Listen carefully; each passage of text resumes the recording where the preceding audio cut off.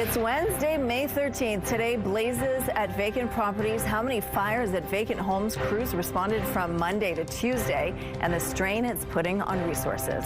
Also today, shoring up the rainy day fund, where the city is pulling the money from.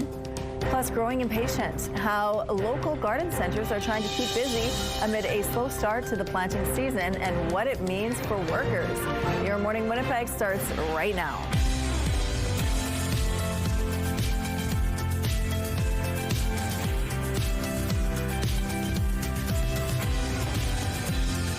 Good morning, Manitoba. Happy Wednesday to you. Thank you so much for being with us here on Your Morning Winnipeg. Now, Ainsley McPhail is going to be by the river this morning. The Dragon Boat Festival is coming up, and of course, it's in support of the Never Alone Cancer Foundation. So we're going to hear from people who have either battled cancer or who are taking part in the competition, friendly competition, of course, and it's all for a great cause. So we're going to find out more about that throughout the morning. We're just talking about garden centers, how they're impatient for this weather. May Long weekend is almost here. This is typically the weekend when I plant my flowers. I'm not sure if I'm going to be able to do that this year. It's not been a great season. No. I mean, that's such an understatement to say. It's been the crummiest spring that I can remember. Yep. And that's truth. I've been doing this job for, well, 15 years in this particular station, and honestly, I don't remember anything being quite as depressing as the spring that we've experienced. Now, we've also talked about how last year was pretty exceptional as far as temperatures go, but this year it has been a slog. So here we go at 1 degree. That is a below seasonal start to the day. 5 degrees would be a normal low, and we're barely above the freezing mark. Now, here's the good news. The sun is shining. The winds are light. They're out of the southwest, 6 kilometers per hour. The pressure is rising and the humidity sitting at 88%.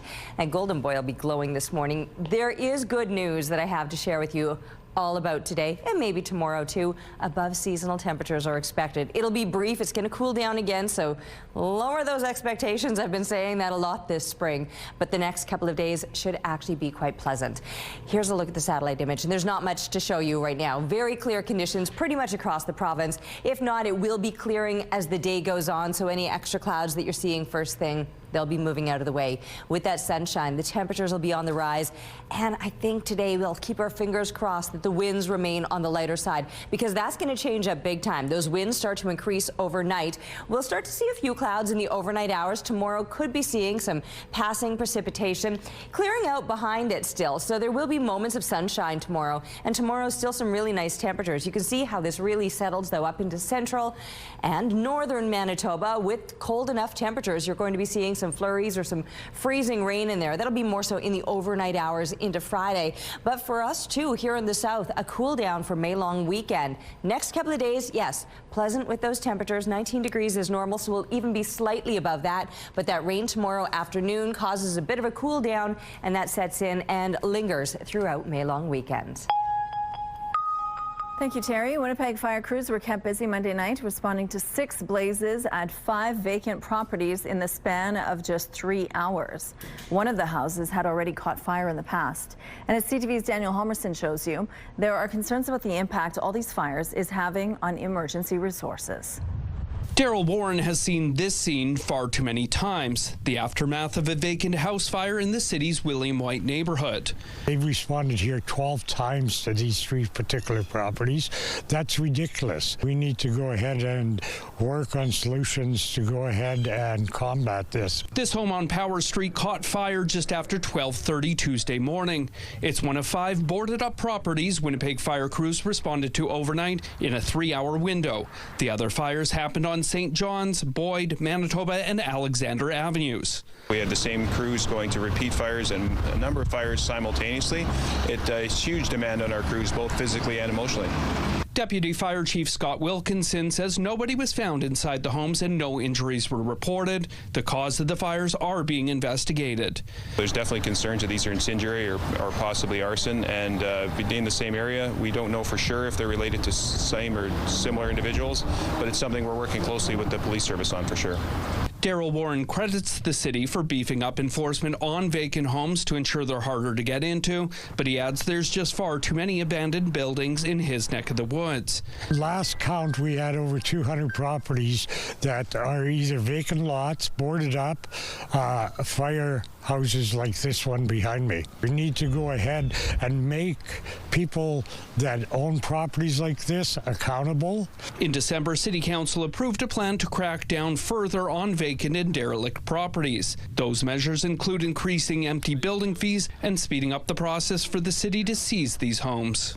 I want our city staff to be using every tool in our book that's available to us as a city to take title of the properties that we can take title of sooner.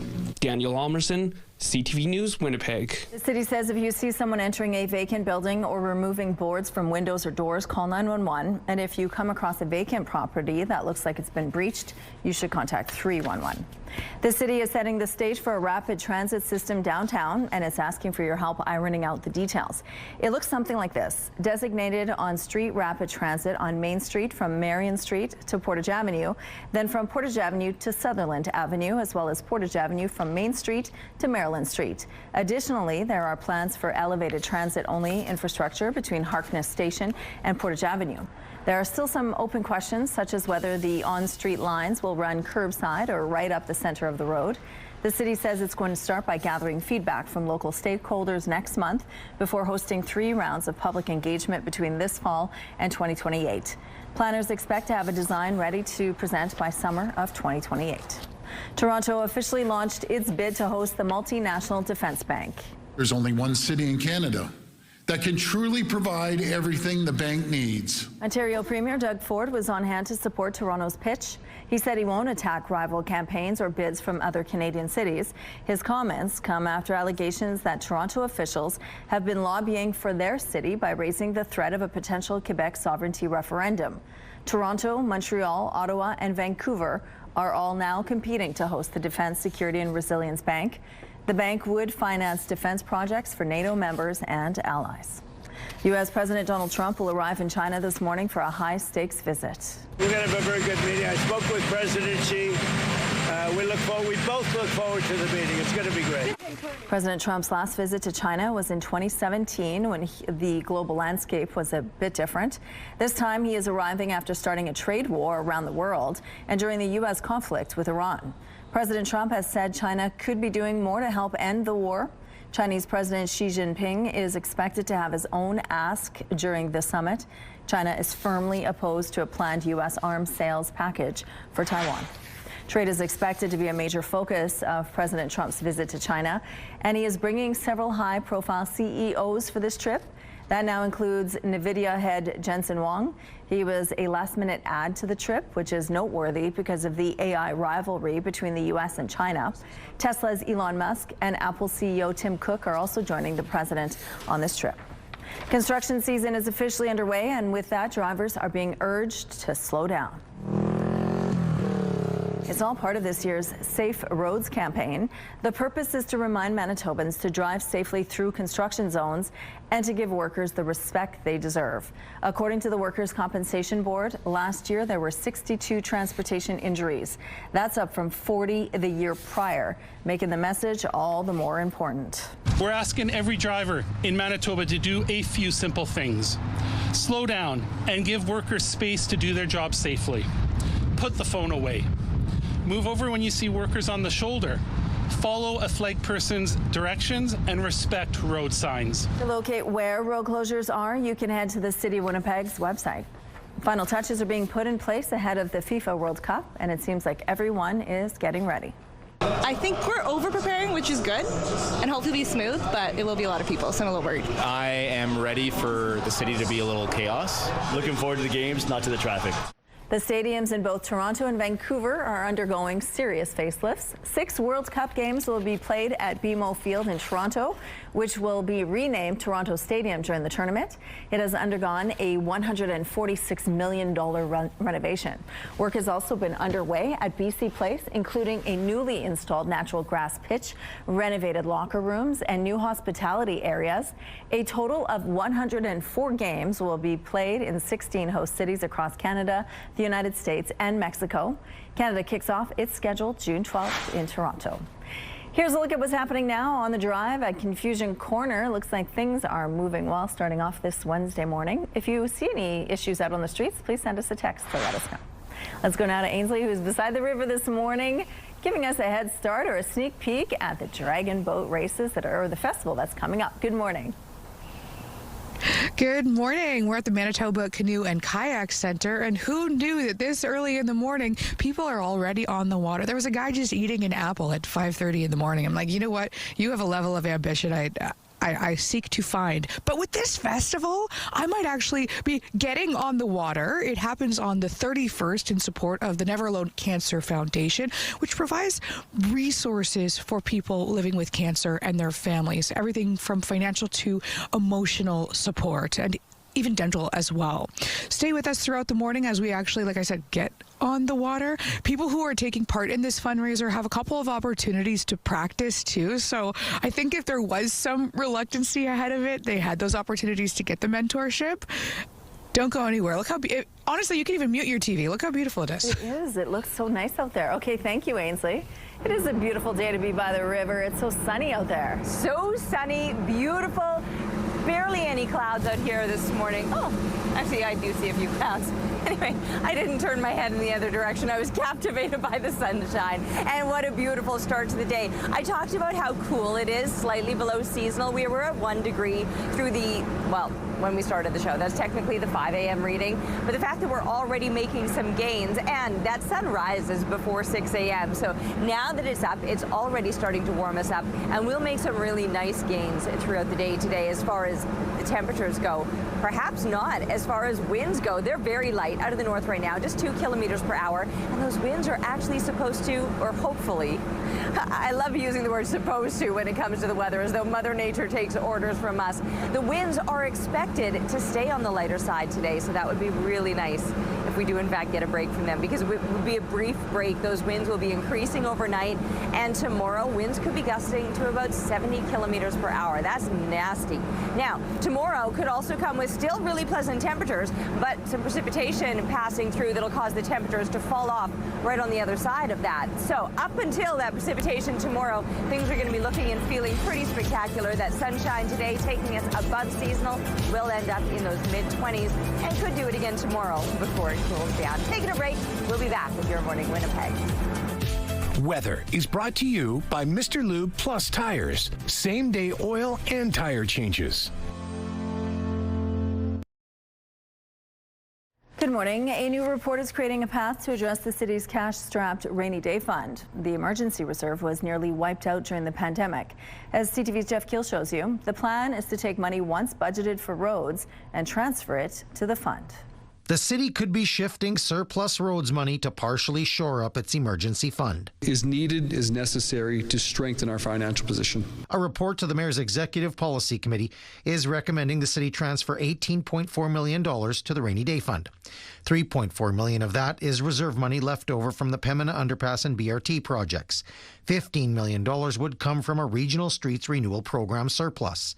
The report says the move won't result in any increase in property taxes or impact projects approved for last year or this year. That $15 million was from an old program. All the road work was done in that program, so we didn't omit any project. The mayor says the city is spending record amounts on roads, and it's prudent to use this money to help replenish the Rainy Day Fund, which can be used to cover off year-end shortfalls and unexpected expenses. Our support to transit and our support for snow clearing perhaps is below what we believe the actual revenues and expenses are going to be. But the Manitoba Heavy Construction Association is disappointed roadwork money could be diverted. The city has been dedicating funds year over year to road investment, but anyone can see driving through our city that there's definitely still investment to be made. The Rainy Day Fund was nearly depleted during the pandemic, and even with this transfer still won't top it up. The report says this would put the year-end balance at $44.2 million. The minimum threshold is $85.1 million, still leaving the fund more than $45 million light. A problem for the next council over the next 4 years. The expectation would be that over that period of time that there would be an opportunity to bring the reserve back up to the full amount. Jeff Keel, CTV News, Winnipeg. In order for the money to be transferred, 2/3 of council must vote in favor. Community members and local officials got together to discuss the implications of a proposed supervised consumption site in their neighborhood. This is not treatment for addiction. There's a revolving door that fuels addiction. This meeting was organized by the community itself at a restaurant and banquet hall across the street from the proposed consumption site. Organizers tell CTV News there is more opposition than support for the site. They have questions they feel are unanswered. How many people will be using the site per day? And what happens if something goes wrong? Organizers say they feel the Canoe government's plan hasn't been properly shared with the community. It's all been like the study shows, and more like the people voted for this. What people are voted for this? You know, the people who voted for NDP, but like, did they know about this kind of thing? And why aren't we giving them more rehabs or detox centers for the people? The NDP government originally planned to open the site at a different location. However, they abandoned the plan after area residents complained it was too close to a school and homes. Some sad news from the sports world. Canadian basketball player Brandon Clark has died at the age of 29. In a statement, the Memphis Grizzlies say they are heartbroken by the tragic loss. Born in Vancouver, Clark was drafted in the first round 2019 and played his entire 7-year career with Memphis. The NBA's commissioner says Clark was a, quote, beloved teammate who played with passion and grit. In April, Clark was arrested in Arkansas for speeding and possession of a controlled substance. He was released on bond a day later. A cause of death has not been revealed. And the league also mourning the loss of another player, Jason Collins. The NBA's first openly gay player has died. His family made the announcement on Tuesday, adding that Collins died after an 8-month battle with an aggressive brain tumor. Collins was 47 at the time of his death. He had spent 13 years in the NBA, playing for 6 different franchises. In the United Kingdom, growing pressure from outside and within the government to step down isn't fazing Prime Minister Keir Starmer. Is it over for Keir Starmer? Has anyone got the guts to challenge Keir Starmer? The UK leader is facing a revolt within his own cabinet. Starmer met with them at 10 Downing Street Tuesday to announce that he's staying on and wants to get back to governing the country. This despite plummeting popularity that led to an historic drubbing in local elections last week. More than 80 Labour lawmakers are demanding Starmer resign so the party can choose a new leader. The next national parliamentary election is slated for 2029. A Cape Breton woman is being celebrated for half a century of service at a store that's a Canadian staple. This is 50 years. My mother and Canadian Tire are the same age. My mother was born 1922, September. Canadian Tire started October 1922. Both recently marked their 100th birthday, and Martha McIsaac has been working at Canadian Tire for nearly half of its existence. She says her love for people has kept her going for this long, and as for retirement, she says she's in no rush. Here's some road closures to remind you about this morning. All eastbound lanes on Marion will be closed between Panet Road and Archibald Street, and a temporary median crossover will take place to provide traffic in both directions. The northbound median lane on Hargrave Street and the southbound curb lane on Carlton Street will be closed between Graham and St. Mary Avenue. If you have any other traffic tips, please send us a text. A look now through the CTV Live Eye, brought to you by Bathfitter, exclusive home of the PermaFit solution. I love how the city looks when the sun shines on it first thing in the morning, that glow that it takes on, the optimism that I think we all feel. Maybe it's just me, but I'm pretty excited about today, because not only will we get the sunshine, the really nice temperatures, I think we're finally getting a break from those winds, which have been such a nuisance for the past couple of days and will about become a nuisance again tomorrow, in fact, even as early as tonight. So the little bit of a break, which we're going to keep our fingers crossed lasts, will be quite pleasant. We're beginning at 2 degrees. Actually, we started at 1 degree. We stayed above the freezing mark, but barely. And that is slightly below seasonal. 5 degrees a normal low. We're closer to that over in the Portage La Prairie area, or some places are a few degrees above the freezing mark. We had to work to get to 2 degrees. We'll work harder to make some more improvements. The clear conditions will be noticed across the entire province. You might have a few extra clouds through parts of northern Manitoba first thing, but even those will be clearing out, making way for that sunshine later today. And there's just a couple of places below the freezing mark, and that's only for now. Once that sun comes out from behind the clouds, you too will feel the warmth of it all. Here you can see on the satellite image what I'm talking about. Very clear here in the south, but just a few extra clouds through parts of northern Manitoba. But overall today will be a sunny and pleasant day with really nice temperatures in store. 12 degrees as kids head into the classroom, 18 through the lunch hour. 19, by the way, is a normal daytime high, and we'll be surpassing that by the time kids are coming home from school. cool, with 23 our expected high for today with the sunshine, and tomorrow too, but tomorrow's changes with the winds increasing, clouds building up, some precipitation passing through midday, and following that there's a great big cool down as we look toward the end of the week. What an adorable little one, and Leonora said it was the first to leave the nest wandering off. How cute. Thank you for sharing, and keep the photos coming to Winnipeg Weather at CTV.ca. We're taking a break. We'll be back with Your Morning Winnipeg.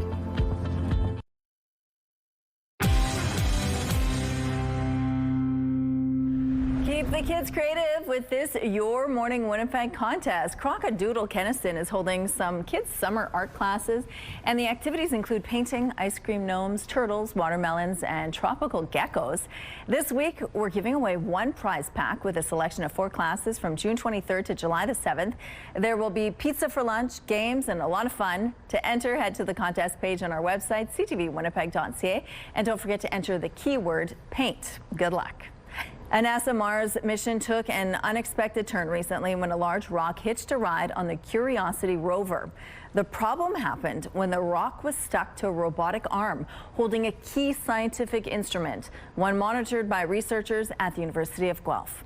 CTV's Spencer Turcotte looks at how the team is working to fix the problem from more than 200 million kilometers away. Repairing a robot with a rock stuck to its arm sounds like a tall task to begin with.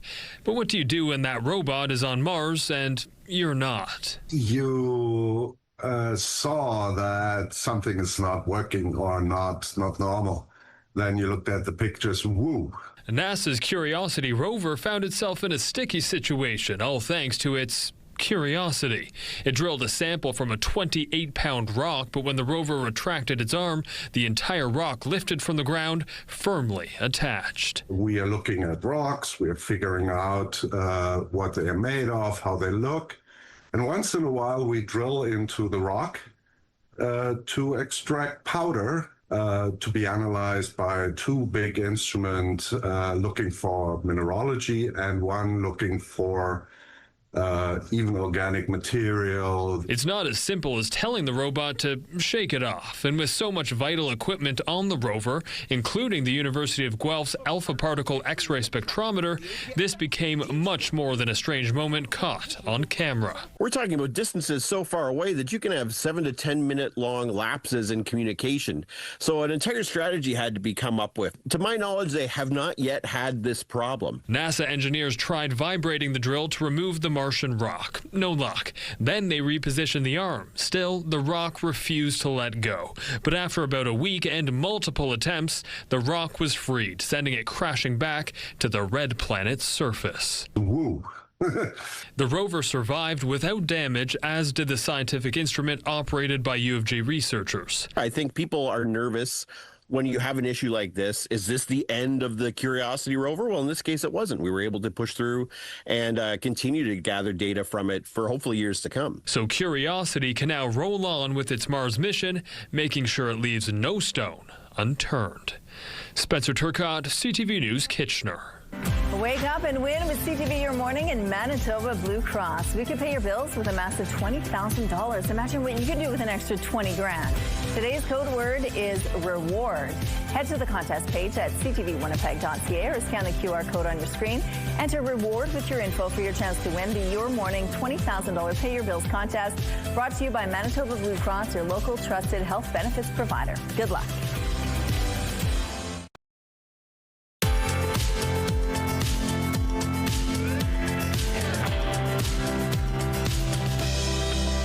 Beautiful start to your morning. It's 2 degrees with a 2K north wind. The pressure rising, the humidity sitting at 87%. What a spectacular way to kick off your Wednesday. All of the sunshine. Sure, it's a little bit cool, even slightly below seasonal, but that will change. We're actually in for above normal temperatures today. And those winds, which have been such a buzzkill over the past, I don't even know how many days, couldn't keep track. I think we're going to get a break from them today. We'll keep our fingers crossed that that does in fact play out.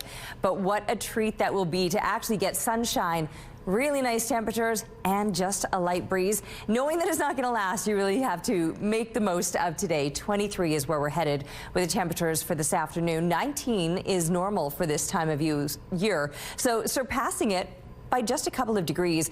But like I said, I think the biggest win today will be the lack of a wind. Only 20 clicks out of the south as it builds somewhat into the afternoon. But then tonight, those winds increasing all over again, up to 50K wind gusts overnight. Now, we'll start to see a few more clouds building, only dropping to 12 degrees. That sets us up for well above seasonal and a very mild start to tomorrow. We'll make some gains through the morning while the sun is shining, but by about midday into the afternoon, heavier clouds, chance of some passing precipitation, and tomorrow's winds could be gusting to about 70 kilometers per hour. So don't just look at 23 degrees and think we've got a couple of beautiful days. We've got one beautiful day. And tomorrow, some decent-ish temperatures, but the conditions will be deteriorating quickly and then staying well below seasonal as we're looking all throughout May long weekend. Thank you, Terry. A 53-year-old man is dead following a motorcycle crash. On May 11th, around midnight, RCMP received a report a motorcycle had gone into a ditch. It happened at the intersection of Highway 276 and Road 141 West, just north of Saint-Rose-du-Lac. Police believe the man was riding south and went off the road on the wrong side after coming to a curve in the highway. Authorities found the man lying next to his motorcycle in the east ditch and attempted to revive him, but he died at the scene. A former director at the Canadian Centre for Child Protection is taking on a new role with the provincial government. We are appointing Nani Clausen as our independent commissioner for the teacher registry here in Manitoba. Nani Clausen worked as a resource teacher before taking on the role of Education and Support Services Director at the Canadian Centre for Child Protection. As the new commissioner of teacher professional conduct, Clausen will oversee the registry of teachers whose certificates have been suspended or cancelled due to misconduct. She will also investigate complaints, refer matters where appropriate, and may look into possible systemic issues. There easily could be identified greater issues that are going on beyond the individual case that actually demonstrate or illustrate that there could be some system issues regarding to how people are bringing information forward, how that information coming forward is being interpreted, how that information forward is being actioned. Clausen replaces Bobby Taifed, who abruptly left following government concerns about her working remotely from Florida. Clausen begins her 5-year term May 18th. Elections Alberta says the leader of the separatist group, the Centurion Project, is not cooperating with an investigation into the voters list leak. I'm sure that there's going to be, quite extensive involvement from investigative lawyers, general counsel, looking to see what sorts of measures they can undertake to gain compliance. The agency tells CTV News that David Parker has so far refused to comply with a cease and desist letter sent last week. It required Parker to sign a statement declaring he would stop using the official voter list, which contains the names, addresses, and phone numbers of nearly 3 million Albertans. A judge also ordered Parker's group late last month to remove that personal information from an app it created to make it publicly accessible. Experts say Parker could face obstruction charges as well as potential contempt of court penalties if the case against him progresses. That could result in fines, jail time, or both. Liberal MP Nate Erskine-Smith tells CTV News he will resign his seat when the House rises this summer while challenging his loss in an Ontario Liberal nomination race. This isn't about me, this is about the process, and I'm going to remove myself from any outcome to ensure that we focus on getting to the bottom of this. The Toronto MP says he wants to ensure the federal Liberals have time to find a strong replacement. He is challenging his loss in Saturday's Ontario nomination race over what he calls serious irregularities. A win would have paved the way for a run at the Ontario Liberal leadership. Erskine-Smith says he is unsure whether he's still interested in that. Cool spring weather is causing Winnipeg Garden Centre sales to feel downright frosty. Owners have had to cut staff due to lower than seasonal temperatures as gardeners wait to buy their plants. But as CTV's Joseph Bernacki explains, they're hopeful warmer weather will get things back on track. Inside Ron Paul Garden Centre, owner Ray Dubois waters dozens of bedding trays. By this time of year, however, many of these flowers would already be off the shelf. But Mother Nature didn't cooperate this year for a strong sales start. In my 17 years, I don't recall seeing a weird late start like this. It would be warm but rainy, but at least warm. I don't recall seeing just this cold and just unpleasantness. Dubois says demand simply has not taken off. While customers have been trickling in, the plants are staying put.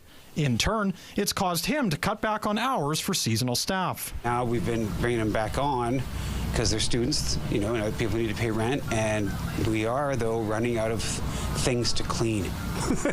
So it's been a little tough. Dubois says his garden center received a record number of applications this season. He's not the only one hoping to bring in more staff. By Tuesday afternoon, the sun came out over St. Leon Gardens. But owners here say they have more staff than customers right now. It always is a challenging balancing act to know how busy this year is going to be. We can always adjust, and we just know that it's going to get busy. It just hasn't started yet.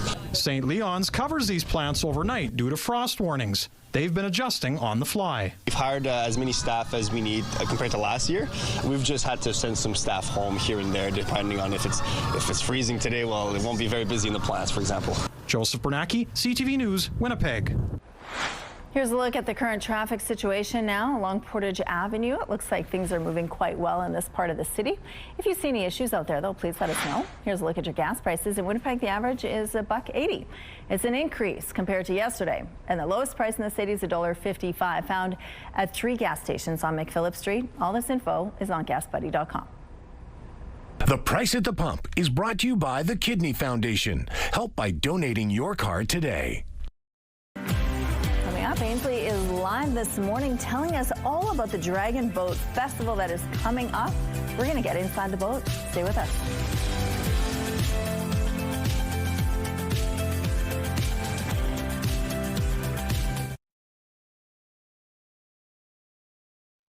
Weather is brought to you by the Better Business Bureau. Research at bbb.org before you buy.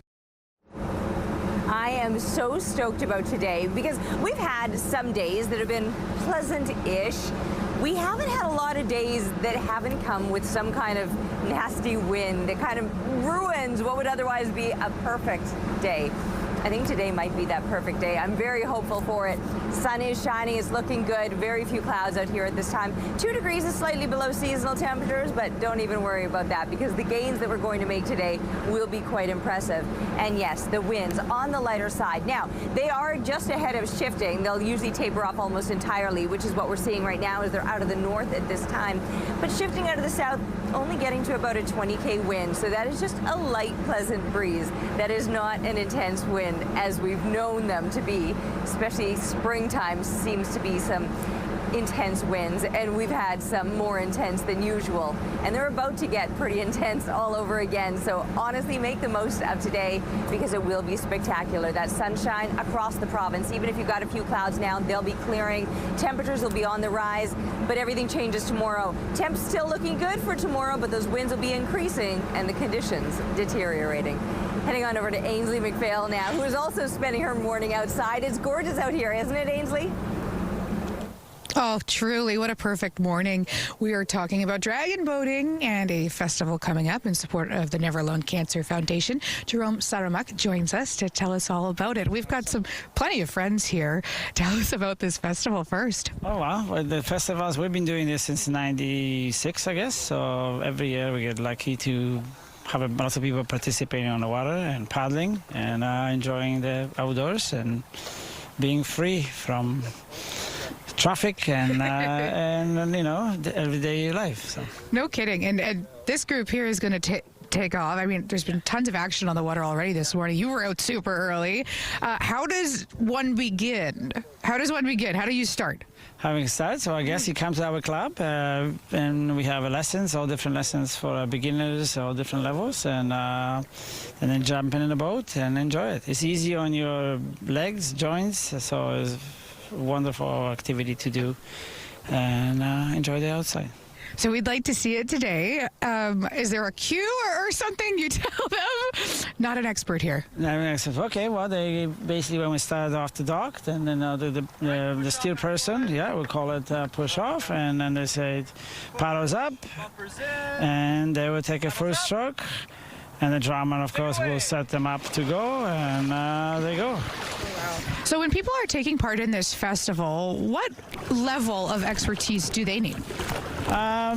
Almost nothing. Yes, just kind of a little bit of ability of movements, and after that we will teach you guys everything else. It's kind of like learning how to drive a bicycle or walking, and it's quite easy, and there's lots of people on the boat, so we just follow people after, and we start, some of them just starting in 2-3 years. We travel around the world and different festivals to compete, and then world championships and other things. Thank you so much. So this is happening on the 31st of May, all in support of the Never Alone Cancer Foundation. Stay with us for more.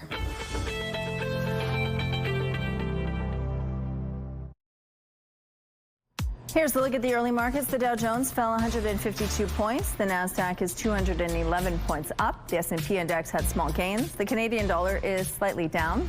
Overseas, the Hang Seng added 40 points, and the Nikkei is 529 points higher. Good morning. It is 6:46. A Monday night blaze at a home in the 300 block of Locke Street in the Weston neighborhood sent one person to hospital in critical condition. A cat was also found dead.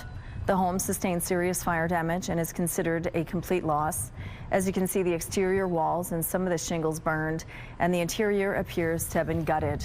The cause of this fire is under investigation. An international fugitive is in custody after being caught during a traffic stop in Winnipeg. Police spotted a truck speeding in the Exchange District last Tuesday afternoon. They stopped it near Higgins Avenue and MacArthur Street. After identifying the driver, police learned the 35-year-old man from Tennessee had outstanding warrants for aggravated statutory rape, soliciting sexual exploitation of a minor, and aggravated sexual exploitation of a minor from the United States. The Canada Border Services Agency, FBI, and police in Tennessee were notified. The man is being held by border agents until he can be returned to the U.S.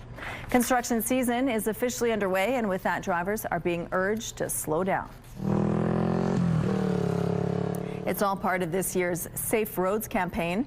The purpose is to remind Manitobans to drive safely through construction zones and to give workers the respect they deserve. According to the Workers' Compensation Board, last year there were 62 transportation injuries.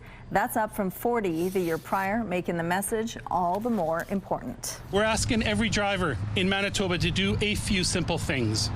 Slow down and give workers space to do their job safely. Put the phone away. Move over when you see workers on the shoulder. Follow a flagged person's directions and respect road signs. To locate where road closures are, you can head to the City of Winnipeg's website. The city is setting the stage for a rapid transit system downtown and is asking for your help ironing out the details. It looks something like this: designated on-street rapid transit on Main Street from Marion Street to Portage Avenue, then from Portage Avenue to Sutherland Avenue, as well as Portage Avenue from Main Street to Maryland Street. Additionally, there are plans for elevated transit-only infrastructure between Harkness Station and Portage Avenue. There are still some open questions, such as whether the on-street lines will run curbside or right up the center of the road. The city says it's going to start by gathering feedback from local stakeholders next month before hosting 3 rounds of public engagement between this fall and 2028. Planners expect to have a design ready to present by the summer of 2028. A Winnipeg City Councillor wants to push to the other levels of government to put home ownership within reach for people who might otherwise not be able to afford it. I think that rentals are doing quite well, and I think it's time that we start tipping the pendulum to home ownership and home equity. St. James Councillor Sean Dobson is putting forward a motion to lobby the federal and provincial governments to create a program or programs similar to the Housing Accelerator Fund, but geared towards homes. It could include removing the GST and PST on building materials, then purchasing single-story, newly built homes and passing the savings on to prospective buyers.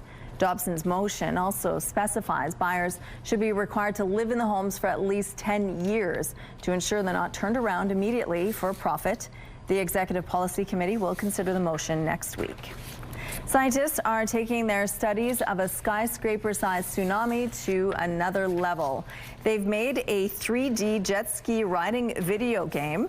Last August, an entire mountainside broke off a glacier in Alaska. It slid into the ocean and created a massive 460-meter tall tsunami. It caused a ton of damage to the nearby landscape, but because it was so remote, no one was injured or was even there to witness it firsthand. The video game was made from the perspective of a jet skier trying to outrun the huge wall of water. They say it offers visceral, visual public education. We have some road closures to remind you about this morning. All eastbound lanes on Marion Street will be closed between Panet Road and Archibald Street, and a temporary median crossover will take place to provide traffic in both directions. The northbound median lane on Hargrave Street and the southbound curb lane on Carlton Street will be closed between Graham and St. Mary Avenue. If you have any other traffic tips, please send us a text. It's beautiful outside this morning, a little bit cool compared to what is normal for this time of year. 5 degrees, a seasonal low, and we're starting out at 2. But the sun is shining, the winds are light, the pressure rising, and the humidity sitting at 87%. It is going to be spectacular today. Even if it is starting a little bit cool, we're going to make some impressive gains today. The sun is going to keep shining for us. Right up into northern Manitoba, you'll eventually see some of that sunshine, maybe a few extra clouds hanging around first thing, but even they'll be clearing out. Now, about 3 degrees would be a normal daytime high in Churchill, and even you're probably going to surpass what is seasonal. Around 14, 15 degrees, that would be normal over in Thompson. And again, slightly above seasonal, not by much, but we'll enjoy it anyway, especially knowing that it comes with plenty of sunshine too. Could be reaching up into the 20-degree range in parts of the northwest today. So again, above normal. And yes, plenty of sunshine, light to moderate winds, mid-20s expected here through the southwest. 19 degrees, just for a reference point, that would be a normal daytime high all across southern Manitoba. And we too could be pushing up into those low to mid 20s. Very pleasant. There could be a little bit of precipitation popping up in areas just through that southeastern corner, but otherwise mainly sunny conditions are expected for today, and really nice temperatures too. Now tomorrow, still temperatures look good. The conditions start to change though. Some heavier clouds building up, some precipitation passing through, and tomorrow's winds could be gusting to about 70 kilometers per hour. So as that system rolls through, things are going to get pretty nasty. And then following that, a great big cool down. And unfortunately, that cool down is going to last all throughout May long weekend. Thank you, Terry. Let's check in now on Bo and Gabby at Bounce 99.9. Good morning, you two. Happy Wednesday. Oh, happy hump day. It's a beautiful day, as Terry just mentioned. We love it, and we love Manitoba. Yesterday, of course, was Manitoba's birthday, 156 years old, and got us to talking about the things we love about our Keystone province. Let's start with you, Rochelle. What are a couple of things? Well, when I started this career in journalism, I moved to BC for a little while, and don't get me wrong, the mountains in BC are spectacular. Every morning waking up and seeing them, it's really awe-inspiring. But I missed something. I missed the prairies, and when I came back, I realized what I missed so much about Manitoba: our gorgeous sunrises and our beautiful sunsets, and just the flatland. There's something appealing about it when you know who's coming and you can see them from miles and miles away. There's just something beautiful about that. How about you guys? Totally.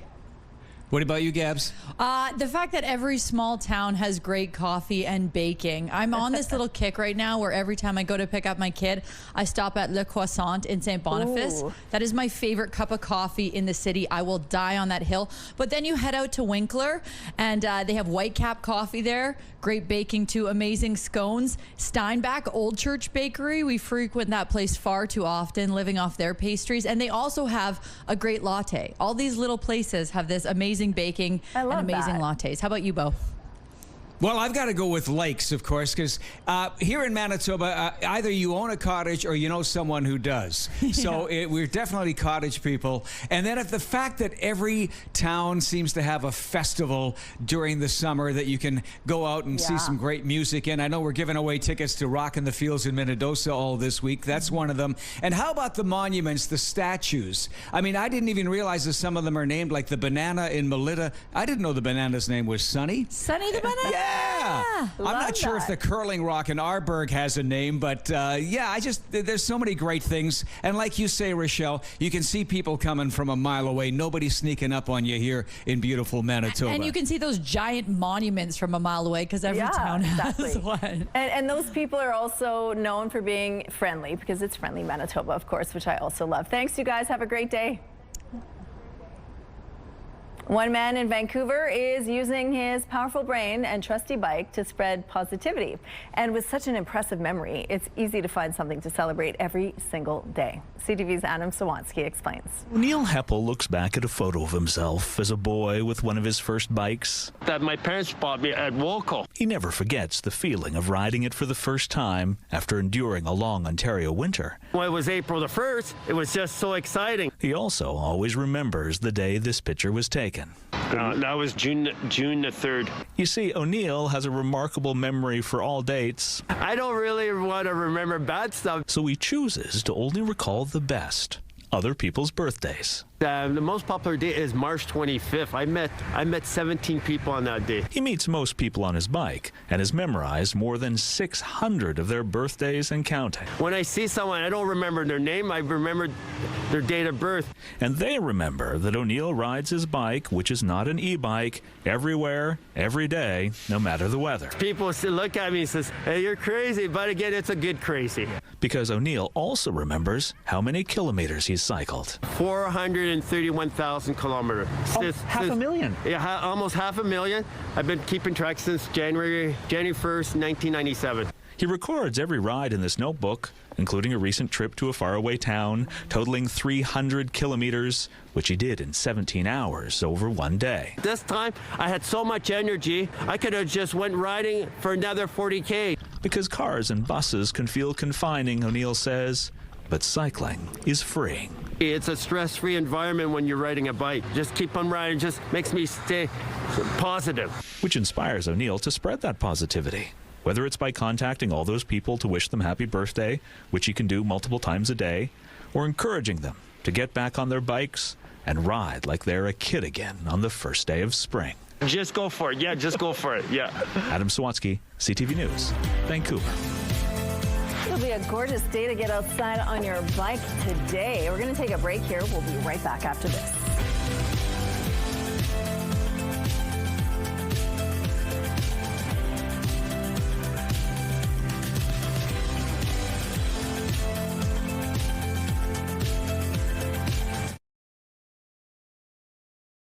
It's Wednesday, May 15th. Today, vacant home fires, why a wave of overnight fires has crews warning about strain on emergency resources. Plus, compensation site concerns why residents are pushing back over plans for a supervised consumption site in their neighborhood. And Dunkin' returns. Canada's coffee comeback is brewing with hundreds of new Dunkin' locations planned. Your Morning Winnipeg starts right now.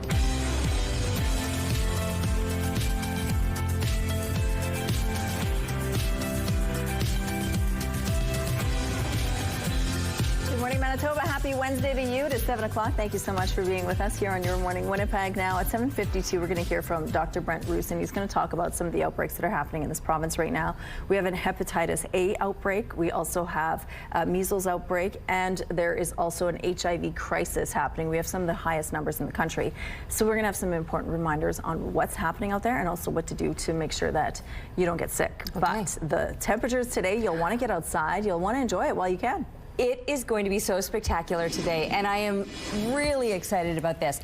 I'm not convinced that this beautiful weather is going to last compared to or I don't know why I said compared to. I don't think it's going to last based on what we're seeing with kind of the long-term forecast. But as far as today goes, it could be one of the better ones that we've had in a long time. And a lot of that has to do with the lack of a wind. It's right now out of the north. It's just 2 kilometers per hour. 2 degrees is where we're sitting. And yes, that is slightly below seasonal, but the sun is shining. It's going to warm us up nicely throughout the day. That pressure rising, the humidity sitting at 87%, and a gorgeous way to kick off your Wednesday. The sun will be shining across the province, even a couple of places with a few extra clouds this morning. Even those will be clearing throughout the day. And yes, sunshine then to take its place. With all of that sunshine, mercury will be on the rise. Above seasonal temperatures are expected for everyone. And unlike the last few days or the days ahead where winds will be such a nuisance factor, they're going to remain on the lighter side today. So everything about today will be pretty spectacular. Now, a few clouds moving in overnight. Here's a look at tomorrow morning. Northern Manitoba, you start to deal with some precipitation, probably in mixed form. Along this western border, this is first thing in the morning, but by tomorrow afternoon, we could see that passing through as well, really settling into central Manitoba and up into northern Manitoba. That whole system kind of lingers for a little bit. Now, this is going to come with some very strong winds and a big cool down on the other side of it. So while tomorrow is still looking to be pleasant with the temperatures, the winds increase, the rain moves in, and everything drops off and deteriorates after that. And our art today is a big old thank you to Vera, 6 years old. I love what you've done here. A few gems on there to sparkle in the sunshine. We'd love to see more of your art, so please get creative and send it to us through our website, ctvnewswinnipeg.ca. And when you do, you're entered to win a $100 gift card from Crock-A-Doodle on Kenniston. The weather art of the day is brought to you by Crock-A-Doodle. Spend quality time with loved ones and paint memories together. Winnipeg fire crews were kept busy Monday night responding to 6 blazes at 5 vacant properties in the span of just 3 hours. One of the houses had already caught fire in the past. And as CTV's Daniel Homerson shows you, there are concerns about the impact all these fires is having on emergency resources.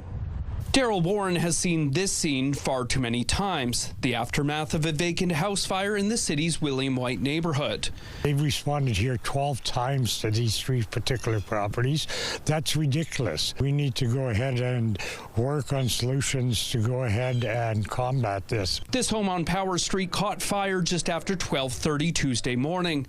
It's one of 5 boarded up properties Winnipeg fire crews responded to overnight in a 3-hour window. The other fires happened on St. John's, Boyd, Manitoba, and Alexander Avenues. We had the same crews going to repeat fires and a number of fires simultaneously. It's huge demand on our crews, both physically and emotionally. Deputy Fire Chief Scott Wilkinson says nobody was found inside the homes and no injuries were reported. The cause of the fires are being investigated. There's definitely concerns that these are incendiary or possibly arson, and in the same area, we don't know for sure if they're related to same or similar individuals, but it's something we're working closely with the police service on for sure. Daryl Warren credits the city for beefing up enforcement on vacant homes to ensure they're harder to get into, but he adds there's just far too many abandoned buildings in his neck of the woods. Last count, we had over 200 properties that are either vacant lots, boarded up, fire houses like this one behind me. We need to go ahead and make people that own properties like this accountable. In December, City Council approved a plan to crack down further on vacant and derelict properties. Those measures include increasing empty building fees and speeding up the process for the city to seize these homes. I want our city staff to be using every tool in our book that's available to us as a city to take title of the properties that we can take title of sooner. Daniel Almerson, CTV News, Winnipeg. The city says if you see someone entering a vacant building or removing boards from windows or doors, call 911. And if you come across a vacant property that looks like it's been breached, you should contact 311. There are now 16 people in Canada who are isolating with links to the hantavirus outbreak. Ontario's Ministry of Health says those individuals are considered low-risk contacts. That means they came into contact with one of the high-risk people. There are also 3 high-risk cases in Ontario exposed to the virus while traveling. They have all been directed to isolate for 45 days. In Alberta and BC, another 6 people are isolating, all of whom remain asymptomatic, according to provincial health officials. The Government of Canada is also now implementing temporary measures to prevent any passenger or crew member from that cruise ship from boarding a flight to Canada. A French woman being treated for the virus in France remains in critical condition. Doctors say she has a severe form of the disease that is causing life-threatening lung and heart problems. Doctors are using an artificial lung to help treat her, hoping it will give her time to recover. There are now 11 reported cases of hantavirus from this outbreak, 9 of which have been confirmed. As for the ship, it's now sailing back to the Netherlands, where it will be disinfected. U.S. President Donald Trump will arrive in China this morning for a high-stakes visit. We're going to have a very good meeting. I spoke with President Xi. We both look forward to the meeting. It's going to be great. President Trump's last visit to China was in 2017, when the global landscape was a bit different. This time he's arriving after starting a trade war around the world and during the U.S. conflict with Iran. President Trump has said China could be doing more to help end the war. Chinese President Xi Jinping is expected to have his own ask during the summit. China is firmly opposed to a planned U.S. arms sales package for Taiwan. Trade is expected to be a major focus of President Trump's visit to China, and he is bringing several high-profile CEOs for this trip. That now includes NVIDIA head Jensen Huang. He was a last-minute add to the trip, which is noteworthy because of the AI rivalry between the U.S. and China. Tesla's Elon Musk and Apple CEO Tim Cook are also joining the president on this trip. Final touches are being put in place ahead of the FIFA World Cup, and it seems like everyone is getting ready. I think we're over-preparing, which is good, and hopefully be smooth, but it will be a lot of people, so I'm a little worried. I am ready for the city to be a little chaos. Looking forward to the games, not to the traffic. The stadiums in both Toronto and Vancouver are undergoing serious facelifts. 6 World Cup games will be played at BMO Field in Toronto, which will be renamed Toronto Stadium during the tournament. It has undergone a $146 million renovation. Work has also been underway at BC Place, including a newly installed natural grass pitch, renovated locker rooms, and new hospitality areas. A total of 104 games will be played in 16 host cities across Canada, the United States, and Mexico. Canada kicks off its schedule June 12th in Toronto. Here's a look at what's happening now in traffic along the Norwood Bridge. It looks like things are moving well over here. We have no stalls or crashes to tell you about at this point in the drive. If you see any problems out there, though, please let us know. Oil inventories around the world are falling at a record pace and will continue to drop for months as the disruption to Middle East supplies from the Iran war intensifies, according to the International Energy Agency. Global observed oil inventories declined at about a rate of 4 million barrels a day in March and April, according to a monthly report from the agency, which is coordinating the release of emergency fuel stocks by major economies like the U.S., Japan, and Germany. It says the market will remain severely undersupplied until October, even if the conflict ends next month. Canada's total residential mortgage debt surpassed $2.4 trillion in January, up 4.8% year over year, showing early but contained signs of strain, according to the Canada Mortgage and Housing Corporation. The new report says rising unemployment, weakening household finances, and higher renewal costs are the leading causes of vulnerability across the mortgage market. The national 90-day or more delinquency rate increased to 0.24% in the fourth quarter, up from 0.21 a year earlier. Those are your morning business headlines. For BNN Bloomberg, I'm Roger Peterson. We're talking about the Dragon Boat Festival with our Ainsley, and who is in one of the boats this morning. Hi, Ainsley. How's it going? Rochelle, I don't think you're supposed to be this wet, and I was just saying, I think he's going to get the brunt of it behind me. It's going to look like he had a shower before in the morning. I'm so sorry. Also, I put some lip gloss on, been stuck to my face for 25 minutes. The Dragon Boat Festival happening on the 31st, all in support of the Never Alone Cancer Foundation, providing financial and emotional support and resources to those who need it. Coming up later on in the show, we're going to be chatting with a cancer survivor who is on one of the teams. I think I'm doing a pretty good job, although in the first little bit of it, I mean the first couple minutes, they said you need to grab the top of the paddle, which I was not doing. I also asked about that drum. I said, are you just doing that to be cute, or is this a serious strategy? And it's part of it though, right, Roy? Yes. Oh, definitely part of it. Are you feeling dry? I'm still good. You're still good. This is also a very polite dragon boating team. That is amazing. Back You're to doing you. a great job, and so is Kenny, by the way, who is shooting you live while you're doing this. Thank you, Ainsley. Wow, Terry. Ainsley's going to get booted off the team if she doesn't keep up. She's right. She's probably got the most polite boat around, because if I was on that boat, I'd be like, listen, keep up or you're off. Just put your paddle down, yeah.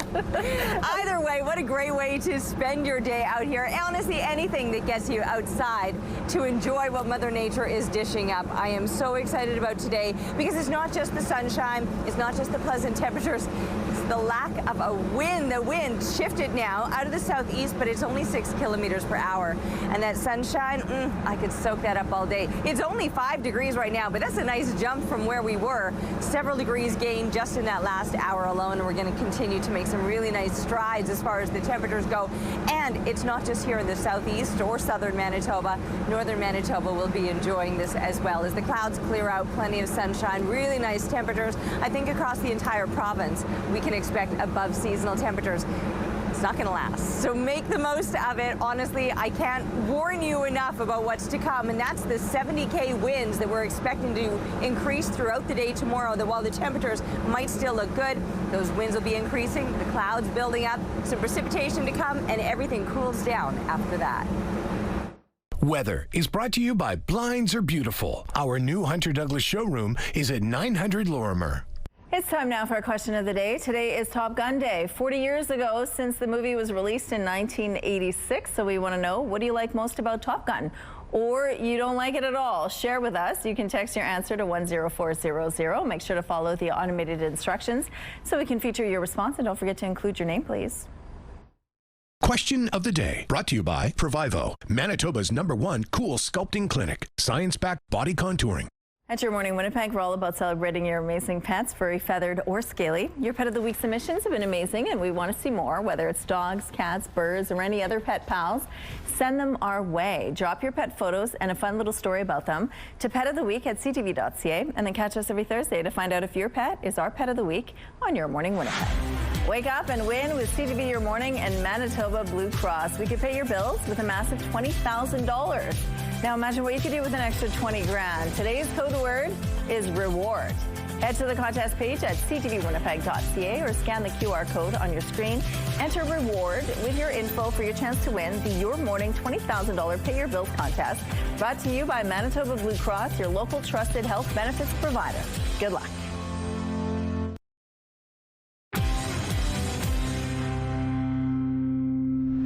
Good morning. Community members and local officials got together to discuss the implications of a proposed supervised consumption site in their neighborhood. This is not treatment for addiction.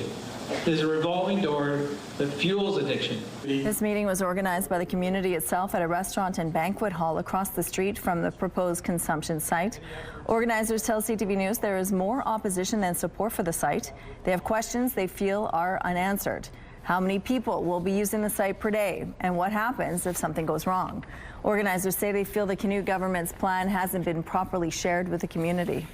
It's all been like the study shows, and more like the people voted for this. What people are voted for this? You know, the people who voted for NDP, but like, did they know about this kind of thing? And why aren't we giving them more rehabs or detox centers for the people? The NDP government originally planned to open the site at a different location. However, they abandoned the plan after area residents complained it was too close to a school and homes. A former premier, an award-winning singer-songwriter, and a four-time Grey Cup champion are among 12 Manitobans being inducted into the Order of Manitoba. Brian Pallister will be invested into the order at a ceremony on Thursday, July 16th at the legislature. Among others, he'll be joined by Dr. Joss Reimer, Indigenous leader Diane Rusin, and Elder Billy Shibler. Juno winner Chantal Kriviazik is also being inducted, along with former Winnipeg Blue Bomber Andrew Harris. Métis hockey player Jocelyn Larocque and opera singer Tracy Dahl. The Order of Manitoba honors Manitobans who have demonstrated excellence and achievement, enriching the social, cultural, or economic well-being of Manitoba. U.S. coffee chain Dunkin' is headed back to Canada. Canadian restaurant operator Foodtastic has signed a master franchising agreement with Dunkin' owner Inspire Brands to open hundreds of locations across the country.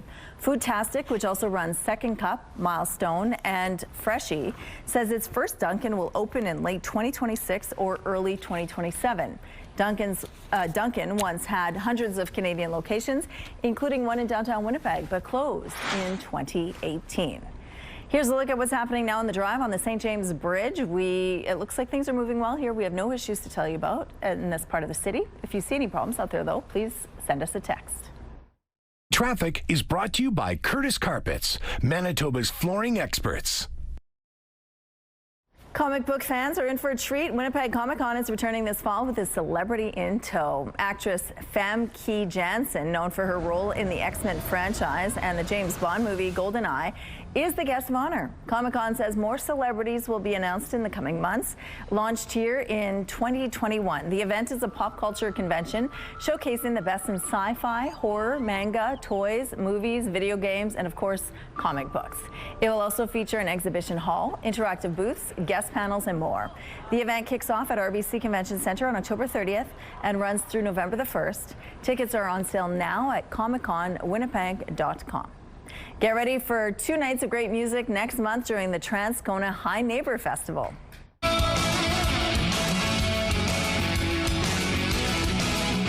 Organizers have announced Canadian rockers Haywire will headline the Friday evening show. Opening for them is local Fleetwood Mac tribute band Dreams and Rumors. Rock band Prism gets things started on Saturday before it gets a little heavier with Winnipeg-based metal band Skyrate. The Transcona High Neighbor Festival runs June the 5th to the 7th. An enduring rock band is extending its tour with a stop here in Winnipeg. Journey will bring its The Final Frontier tour to Canada Life Centre on September 29th.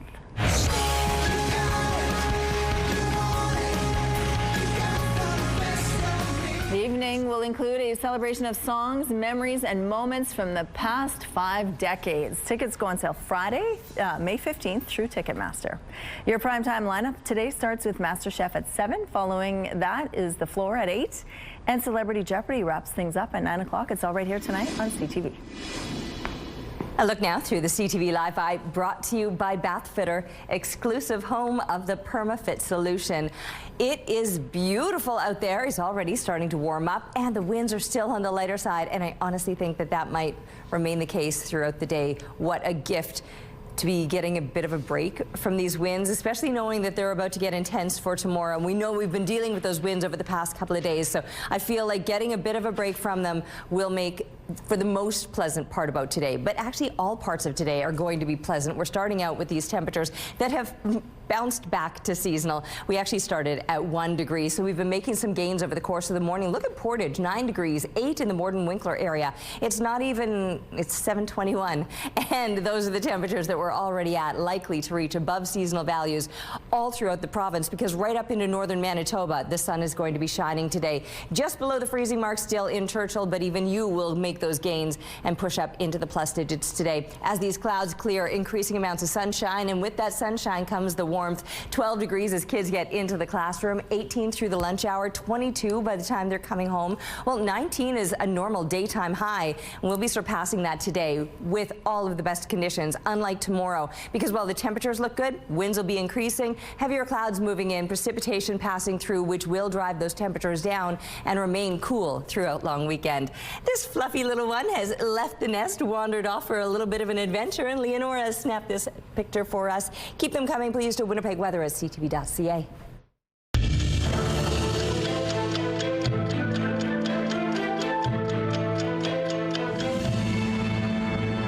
May 13th, 1981.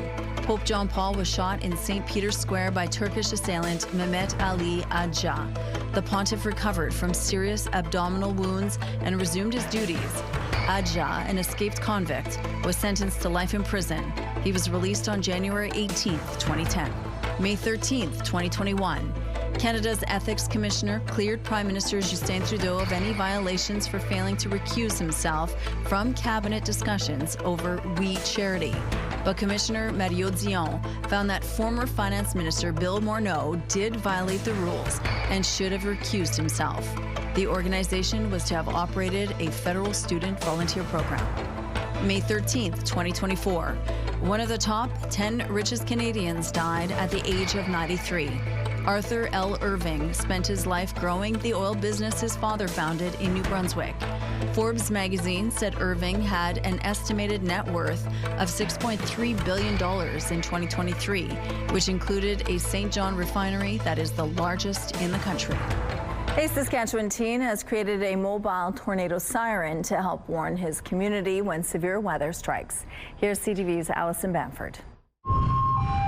A loud warning projected across this quiet prairie town. telling the residents of Cutknife, Saskatchewan, a tornado is coming. If you hear it, get to shelter. Grade 12 student Aaron Rutley has been chasing storms ever since he could drive. It is a very dangerous hobby.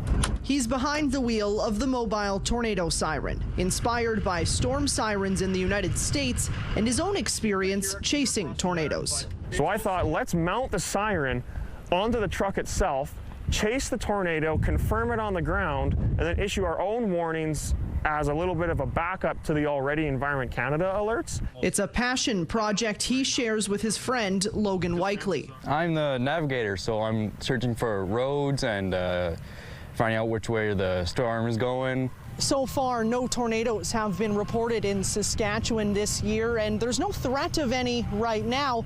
This is just a test run for Rutley to work out all the kinks. We got to know if our routes that we have planned right now are actually going to be able to be heard throughout the entire town itself. Very few places in Canada have tornado alarms. Western University campus is one of them. Dave Sills of the Northern Tornadoes Project says it can help fill gaps in the warning system. Well, not everybody has a cell phone, and not everybody has their cell phone on them all the time. And certainly it's just one more way to make sure people are aware that something big is happening.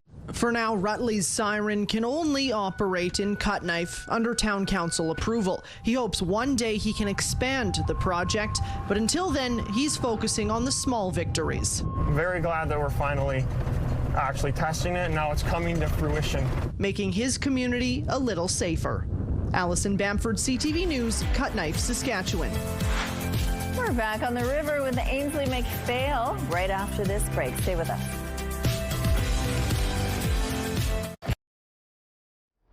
Let's go back now to Ainsley McPhail, who's, are you back in the boat? You are back in the boat. Hello, how was your boat ride? This is ornamental, Rochelle. This is just so we can look cute and get our Instagram pictures. I feel like the kid in the group project who didn't do any of the work was just kind of sitting there and still got an A though, still got an A.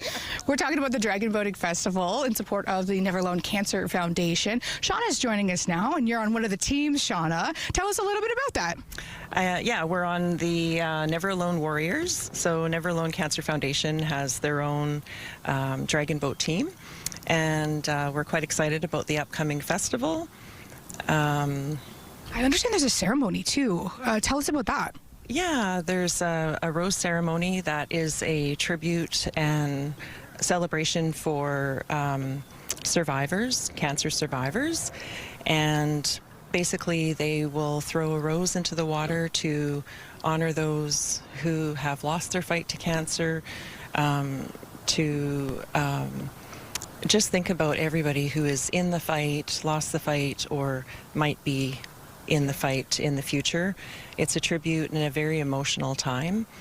It's a time when loved ones can just remember the people that went through that fight. And even a visualization of that, of putting a flower there. When you're actually there, you mentioned the emotions.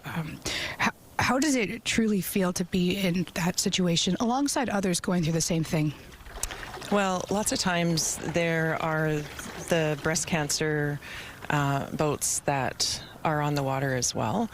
And when they have fallen team members, it hits pretty close to home. So that's the kind of emotion that I'm talking about. It's really, truly a tribute to our fallen friends and members.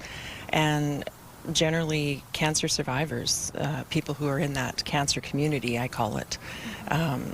So yeah, it's a tribute to those, and it offers hope to the ones that are still standing. And a good opportunity to support the foundation.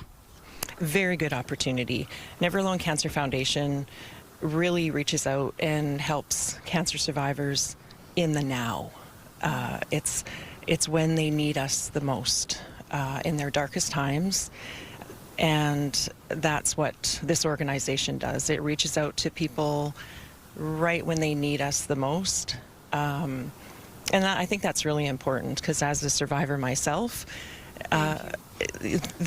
there are just never enough people to help you through those really, really dark times sometimes. And, you know, people have lost their jobs because of being sick, and you know, this is where Never Alone steps in, helps. Sorry, we're out of time. I'm so sorry. No, it's okay. More coming up. It's 5 degrees outside. The sun is shining. The winds are light. The pressure rising and the humidity sitting at 80%. And what a gorgeous way to be kicking off the morning. Even that calm water behind Ainsley looked absolutely spectacular. Across the province, all of us will be enjoying the gorgeous conditions today. Above seasonal temperatures, south winds at about 20 kilometers per hour. That's a light breeze compared to what it's been, but it is about to pick up again. Overnight, those winds gusting to 50 kilometers per hour as we drop down to 12 degrees. And then for tomorrow, 23. So as far as the temperatures go, things start out looking good tomorrow because the sun will still be shining, mercury on the rise, but those winds that start to increase overnight will get intense for tomorrow. So up to 70K winds are expected. Now, then the showers move in. Sideways rain is possible with those 70K winds gusting. And then after that, a cold front sets in, and that's what we're going to endure throughout May long weekend. So as gorgeous as the next couple of days might be, or as gorgeous as today will be, and Thursday might start out teasing us with those temperatures. After that, the mercury cooling down. We'll have some heavier clouds, some scattered precipitation, and remaining below seasonal all throughout May long weekend. A Monday night blaze at a home in the 300 block of Locke Street in the Weston neighborhood sent one person to hospital in critical condition. A cat was also found dead. The home sustained serious fire damage and is considered a complete loss. As you can see, the exterior walls and some of the shingles burned, and the interior appears to have been gutted. The cause of this fire is under investigation. A new report is laying out path to address the city's cash-strapped rainy day fund. The emergency reserve was nearly wiped out during the pandemic. The plan is to take money once budgeted for roads and transfer it to the fund. Is needed, is necessary to strengthen our financial position. A report to the Mayor's Executive Policy Committee is recommending the city transfer $18.4 million to the Rainy Day Fund. $3.4 million of that is reserve money left over from the Pembina Underpass and Bus Rapid Transit projects. $15 million would come from a regional street renewal program surplus. The report says this move won't result in any increase in property taxes or impact projects approved for last year or this year. The mayor says the city is spending record amounts on roads and says it's prudent to use this money to help replenish the rainy fund, which can be used to cover off year-end shortfalls and unexpected expenses. But the Manitoba Heavy Construction Association is disappointed road work money could be diverted. The city has been dedicating funds year over year to road investment, but anyone can see driving through our city that there's definitely still investment to be made. This transfer still won't top the rainy day fund up, leaving it about half full. In order for the money to be transferred, 2/3 of council must vote in favor. The city is setting the stage for a rapid transit system downtown, and it's asking for your help to iron out the details. It looks something like this. Designated on street rapid transit on Main Street from Marion Street to Portage Avenue, then from Portage Avenue to Sutherland Avenue, as well as Portage Ave from Main Street to Maryland Street. Additionally, there are plans for elevated transit-only infrastructure between Harkness Station and Portage Avenue. There are still some open questions, such as whether the on-street lines will run curbside or right up the center of the road. The city says it's going to start by gathering feedback from local stakeholders next month before hosting 3 rounds of public engagement between this fall and 2028. Planners expect to have a design ready to present by the summer of 2028. A report from Ontario's Auditor General is warning about too many unqualified truck drivers on the roads. We're not taught key elements such as left turns at major intersections, reverse parking, and emergency stopping. The Office of the Auditor General put undercover students at several private career colleges in the province. They found some of the schools cut corners on training hours and skills. The auditor also found a quarter of schools providing basic training programs had never been inspected at all. Others were still handing out certificates after being barred from doing that. Premier Doug Ford says he expects training schools to maintain standards. A familiar face has returned to the public library in Barrie, Ontario. Daisy Duck has landed at the downtown branch's rooftop garden. For more than 10 years, Daisy has been returning each spring to hatch her ducklings. Staff always give them fresh water and rope off the area where she nests, just so the new mom has some privacy. We have some road closures to remind you about this morning. All eastbound lanes on Marion Street will be closed between Pennant Road and Archibald Street, and a temporary median crossover will take place to provide traffic in both directions. The northbound median lane on Hargrave Street and the southbound curb lane on Carlton Street will be closed between Graham and St. Mary Avenue. If you see anything out there, please send us a text. Here's a look now at your gas prices. In Winnipeg, the average is $1.80, an increase compared to yesterday. And the lowest price in the city is $1.55, found at 3 gas stations on McPhillips Street. All this info is on GasBuddy.com. The Price at the Pump is brought to you by the Kidney Foundation. Help by donating your car today. Welcome inside the Sports Center newsroom. Adam Scully here with your must-see moment from Tuesday in Fort. We're heading to Laval, Quebec. Frost taking on the Victoire's second period. Frost break in. Vanessa Upson feeds Elizabeth Giguère. But she is robbed by Anne-Renee Desbiens. Unbelievable save by the Victoire netminder. Stacks the pads and makes the glove save a la Martin Brodeur. Desbiens, highlight reel save, earned your must-see moment from Tuesday. Wednesday on TSN, you can see WNBA action when the Storm visit the Tempo. Pre-game coverage starts at 6:30 p.m. Eastern, 3:30 Pacific. That's all from the Sports Center newsroom. Have a great day.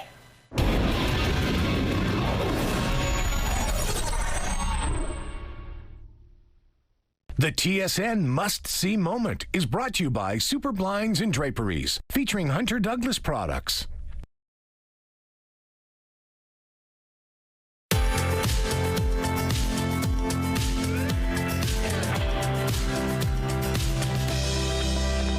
Five degrees out there this morning with sunshine galore. Light winds out of the southeast are just 6 kilometers per hour. The pressure was rising, the humidity sitting at 80%. What a spectacular start to the day. And I think as the day goes on, it's only going to get better, whereas sometimes we start out and it's pleasant and then those winds pick up. I don't think those winds are going to be much of an issue today, and that will be the best part of the day. Of course, along with the sunshine, which everybody will be experiencing. And with that sunshine will come some warmer temperatures, too. Pushing above the freezing mark in Churchill, though you might not see as much sun. Heavier clouds likely to linger in that very far northeastern part of the province. But for everybody else, enjoy the sun with the warmer temperatures that'll take you to above seasonal values, up to 17 degrees expected in Thompson. High teens, maybe even some low 20s expected through parts of the northwest. We're about mid-teens, 15, 16 degrees. That would be normal for this time of year. So it will be pleasant and above seasonal. And yes, sunshine in ways that we couldn't hope for more, because that sunshine today won't be foiled, I guess, by those intense winds. So even the dust out there kept at bay. Mid-20s, low 20s. Similar temperatures all throughout the south. Down 19 degrees would be a normal daytime high. So most of us will be surpassing that by several degrees. Even northwestern Ontario right there with us, with all the sun shining over you, and some high teen temperatures expected to enjoy. Now, tomorrow is still looking mild as far as the temperatures go, but winds will be increasing at times, gusting to 70 kilometers per hour. They start to increase overnight, continue throughout the day tomorrow. Heavier clouds, some precipitation, and everything cools down after that. So May long weekend all throughout, even into the start of next week. Mercury expected to be below seasonal with some heavy clouds and some showers at times. Thank you, Terry. Let's go back now to Ainsley, who's been telling us all about the Dragon Boat Festival that's coming up, all in support of the Never Alone Cancer Foundation. And you're going to tell us a little bit more on how you can support the cause. Good morning, Ainsley. Hi, good morning. It's certainly an exceptional cause to get behind. Fred Clark joins me alongside some fantastic warriors to my right. Fred, well, first of all, you saw the whole thing go down when I was on the water. How did I do? You were absolutely amazing. For a first-timer, I thought you were a pro. Thank you so much. When it comes to the foundation, it's beyond just that financial bit. It's being there for people when they need it most. Tell us about what that looks like. Well, when you go through I've been through the cancer journey twice now. You can't do it by yourself. You have a team of medical people helping you through. You have all of that. But when you're done your treatments or you're in treatment, everybody seems, okay, you're good, but you're not. It's just, there's so many layers to the financial burdens and all of the other issues that cancer patients have to deal with. And so the Never Alone Cancer Foundation, We have either people that have gone through the journey themselves or they're caregivers for somebody that's gone through that journey. We understand the need of the patients and their families going through it, and we tried to provide everything we can to them so that the journey is just a little easier for them. And with the Dragon Boat Festival, you're seeing in real time people rallying around this. As a cancer survivor, what does that mean to you? Well, you know, it's really, it's kind of crazy because cancer patients have this bond. Just because if you sat in that chemo chair, there's a bond. And so when you come to the Dragon Boat Festival and you see all of these people, some afflicted horribly, some with horrible side effects, all of those kind of issues, but it's for the common good. Much like rowing, everybody pulling at the same time just to help the people that just really need the help. Day of, what can people expect? Oh, it's fun, it's frivolity, it's a great family time. For the paddlers, it's a real sense of purpose. And at the end of the day, it's just about being heard as a cancer patient or the loved one of a cancer patient so that they know that they're not alone. Well, right in the name, and it's a beautiful day. You know what? Something in the universe today with the way that it looks on the water today and having this conversation alongside survivors. Thank you all for being here. Thank you, Ainsley. Keep the kids creative with this Your Morning Winnipeg contest. Crockadoodle Keniston is holding some kids' summer art classes, and the activities include painting ice cream gnomes, turtles, watermelons, and tropical geckos. This week, we're giving away one prize pack with a selection of 4 classes from June 23rd to July the 7th. There will be pizza for lunch, games, and a lot of fun. To enter, head to the contest page on our website, ctvwinnipeg.ca. Don't forget to enter the keyword paint. Good luck. A new campaign featuring artwork from elementary school students in Kitchener could help make school zones safer. CTV's Krista Simpson has the details. Slow down. Kids cross here. Messages to drivers from Danielle, Aluna, Lottie, and Emily, students at Janet Metcalf Public School in Kitchener. It's important because if they don't slow down, like serious stuff can happen. I understand that you were moved to create some art after a bit of an incident of road violence in your school zone. The artwork was drawn when the students were kindergartners, a response to a close call and concerns about safety for the school community. Now, the students are in grades 2 and 3, and their work is being used to spread the message about keeping school zones safe. I made the kids cross here. I made the 30-kilometer zone. They really thought about what the problem was and what needed to be solved, and they came forward for us in ways that adults have not in a lot of times. The signs come from Student Transportation Services of Waterloo Region through a grant from the Ministry of Transportation. Unveiled in time for Canada Road Safety Week, the signs will be displayed in front of 38 public and Catholic elementary schools in Waterloo Region. It makes me feel grateful and proud because our signs are like at different schools. The signs will be up over the next few weeks and will be brought out again during the next school year at times of heightened traffic risk. A student-led campaign reminding drivers of what's at stake when they're going through school zones. Krista Simpson, CTV News, Kitchener.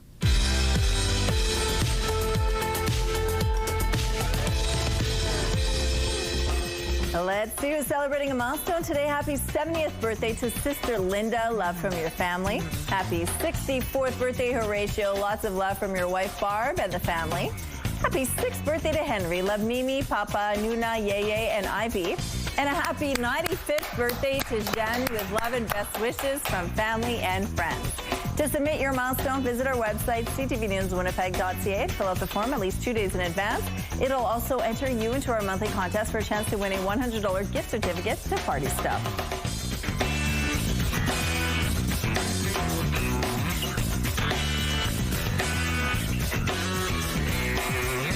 Milestones is brought to you by Party Stuff, Winnipeg's balloon headquarters with 3 locations.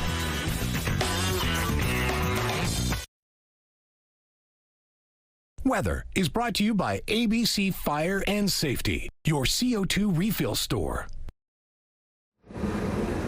23 degrees. degrees. That's where we're headed today. That is well above seasonal. I've lost my microphone. Hang on. Oh, found it. 23 degrees is our high today. 19 is normal for this time of year. Now, that's going to be pleasant. Last year, that was the record, 37 degrees. Honestly, sometimes I look at the record and I feel a little bit jealous of it. Not today. Not today, because 23 degrees is going to be a spectacular day, and it starts out with all of the sunshine. It may not be a jacket kind of day. I probably don't need this. You do need some sunglasses, so perhaps swap out the extra layer for a pair of shades, because that sun is going to be shining for us throughout the day today. We're at 5 degrees right now with a 6K wind. It's out of the southeast, the pressure rising, humidity sitting at 80%. It looks amazing out here. Honestly, around the province, you can expect sunny conditions. Northwestern Ontario is going to be beautiful for you as well. And everybody will end up enjoying above seasonal temperatures. And probably the best part about today will be the lack of a breeze. So light winds expected. All of that will be changing. Tomorrow, still expecting some pretty decent temperatures, headed to a high of about 23 today. And we could reach similar temps tomorrow. But winds increasing overnight will get intensely gusty for tomorrow. And we could be seeing some showers passing through sideways tomorrow afternoon. Manitoba has declared a public health emergency over climbing HIV infection rates. It says more needs to be done to help curb the spread of the virus. The province is also facing a hepatitis A and measles outbreak right now, with some warnings from health officials. Joining us now is Manitoba's Chief Public Health Officer, Dr. Brent Rusin. Good morning, Dr. Rusin. Good morning. Thanks so much for joining us. Now, HIV in Manitoba, we do have the highest numbers in the country. That's right. If you look at the rates of infection, we have, certainly among the highest rates of our nation. Last year, it'd be, over 3 times the national average for a rate, what we see here. So we've seen our numbers steadily increase over the last few years, despite a lot of work being done by a lot of organizations. Which part of the population is being mainly targeted or being infected? We see the spread mostly among those who inject drugs, the homeless population, mental health issues, so what we call these co-occurring epidemics or syndemics. And we see it's really spreading in these areas where it's challenging to have the testing, the linkage to care, and preventive messaging, and a lot of those people who are dealing with a lot of issues at once. And you're seeing an increase in the First Nations population as well, and you're trying to work with First Nations leaders to sort of partner up and sort of spread education. Correct. So awareness is going to be important, access to preventive measures, testing, and linkage to care, and like we said, the work that's being done and has been done at the community level is amazing. But despite that, we still see the numbers climbing. So we really want to use this emergency to raise awareness, to get organized, and to really address these underlying issues. If somebody's watching right now, maybe they live at-risk lifestyle, what message do you have for them? It's really to be aware that HIV is something that we can easily test for. We can have a lot of options to prevent. Mm-hmm. And if people are living with HIV, we have very effective treatments, so people live long, fulfilling lives with that. So we find stigma is such a barrier to testing and to treatment. Yeah. And we want that messaging that this is a virus that we can readily treat. Okay, and let's switch it up a little bit. Hepatitis A is a growing concern in Manitoba. First of all, let's talk what hepatitis A is and how you typically would get infected. Yeah, so hepatitis A is another virus, and this one is spread through, person to person through what we call the fecal-oral route. So deals with hand washing. We see it in crowded conditions where hand washing isn't readily available, sanitation, infrastructure issues. And we see that spread quite quickly in those areas. And so we saw it really start in a number of northern communities, but now we're seeing it spreading quite rapidly in Winnipeg as well. Over 600 cases. That's right, yes. So what would you consider this outbreak at this point? Is it just getting worse? Does it look to be slowing down? At this point, because now we're dealing with more populations within Winnipeg, we're seeing the numbers climb continually. So again, people at risk, those living in shelters and homeless areas, people also who are using drugs are some of the higher risk individuals. Okay. And so we've have eligibility for the vaccine. We have very very effective vaccine, and that vaccine is even very effective for people who have been recently in contact with a case. It can prevent them. So Public Health is very active in case finding and contact follow-up and offering that vaccine. Hepatitis A attacks the liver, is that right? That's right, and yes. It could lead to death. It can, for many people, they'll have, fever. Adults will often get jaundice, turning yellow, nausea, vomiting. Children, on the other hand, are often very mild or no symptoms. So that's why that spread can sometimes be quite significant, because we don't detect those cases in the youngsters. Okay, let's talk about measles. Over 900 cases so far in Manitoba. Are we officially the highest in the country as well? Yes, for measles, we have the highest number of cases in the nation. We see it spread in areas, again, where there's concentrated areas of lower vaccine uptake in those areas. We know the vaccine for measles is extremely effective, and very few of our cases are vaccinated. So we see the spread in areas that for many reasons have low vaccine uptake. And again, the vaccine is easy to get to. It's accessible everywhere. That's right. Yes, very accessible in areas of high risk.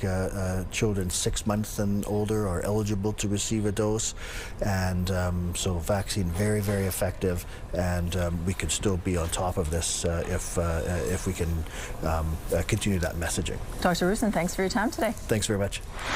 We have a traffic alert to let you know about now. A motor vehicle collision and emergency crews are blocking all eastbound lanes on King Edward Street with Wellington Avenue. The southbound east curb lane is also blocked, so expect delays in that part of the city. We're going to take a break. We'll be right back.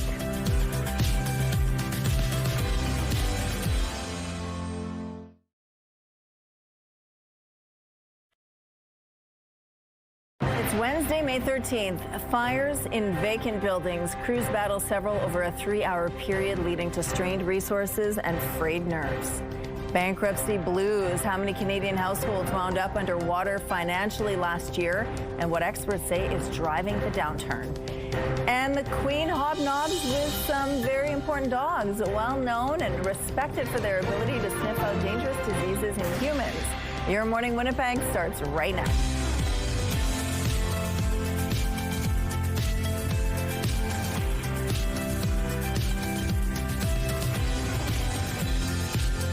Hello there. It's 8 o'clock on your Wednesday. Thank you so much for being with us here on Your Morning Winnipeg. Now it is officially here. Construction season has arrived. You can see there's cones everywhere. There's barricades and barriers, slowing things down already. I'm already noticing it on my drive. Well, you should slow down, because those people, when they're out there, that's their workplace, that's their space. And so we need to make sure that they are safe at the end of the day. So we're going to find out a little bit more on the campaign. Safe Roads Manitoba has just launched a campaign with important reminders. And we need those reminders because we had a bad year last year with incidents. So we're going to find out more about that.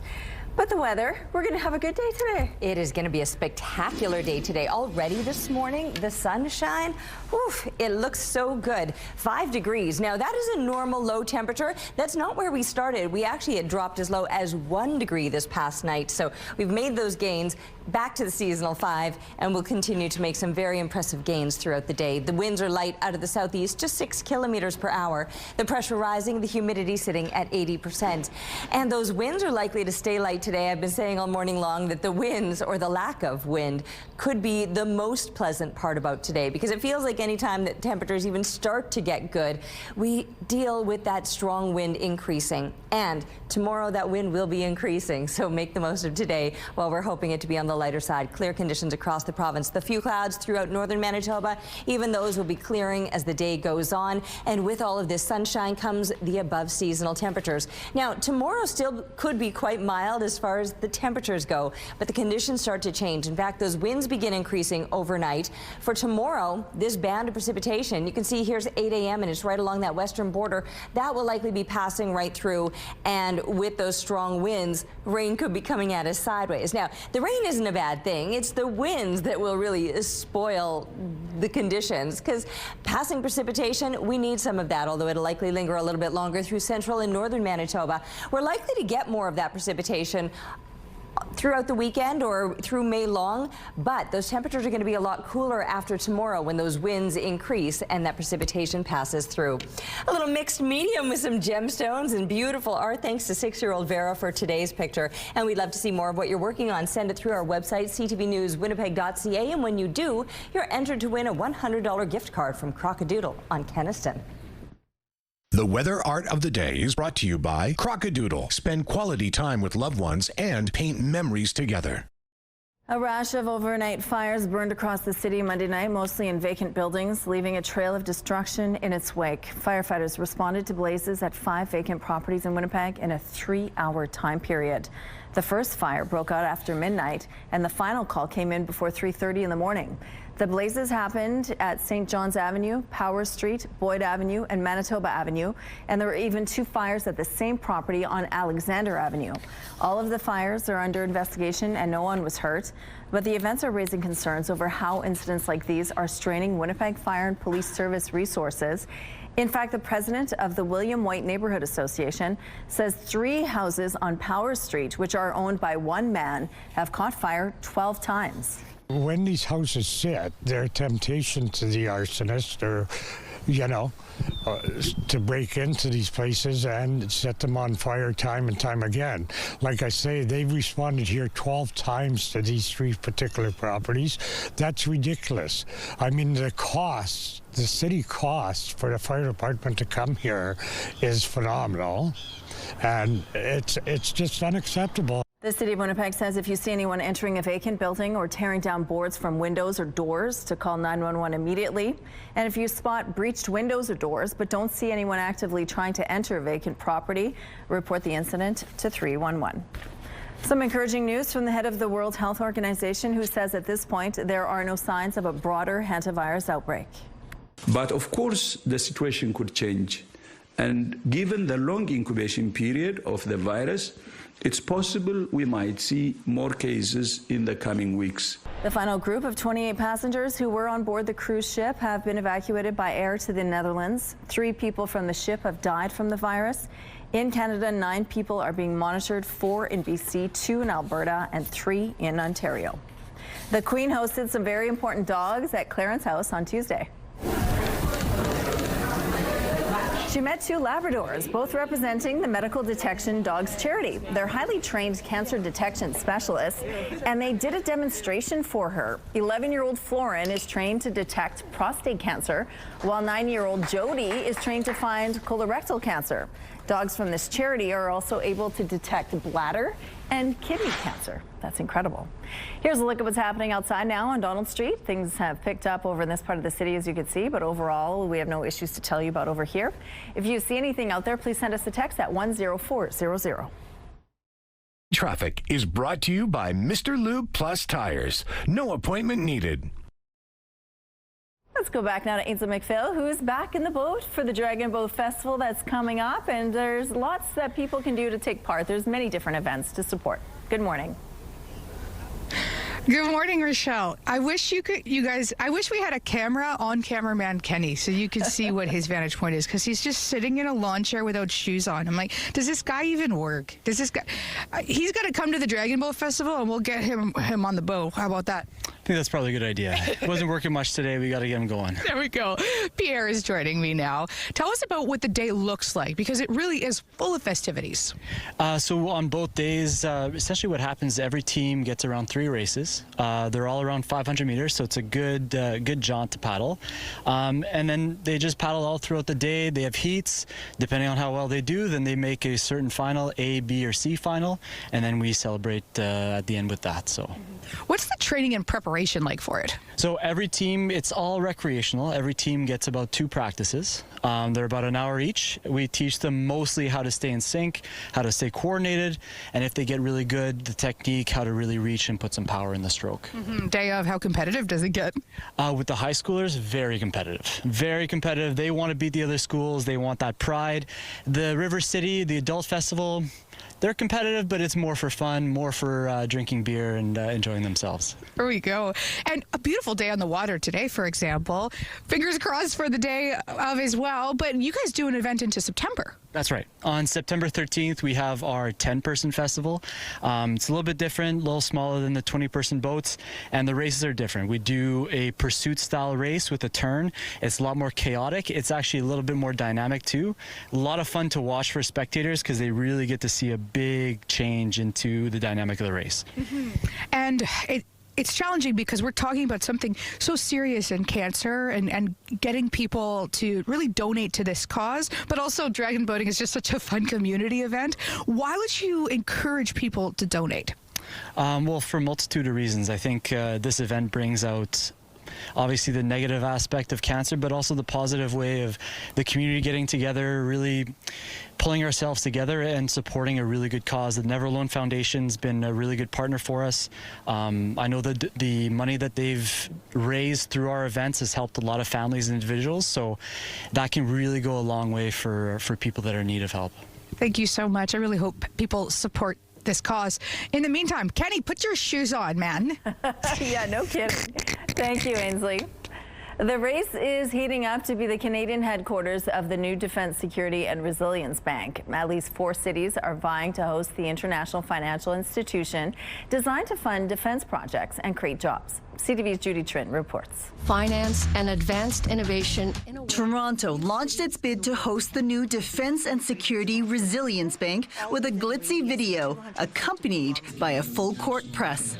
We have Team Ontario, united to support Toronto. The new defense bank will involve 40 countries. It will hold assets of $135 billion US and employ 3,500 people. Canada will lead the world in defense finance.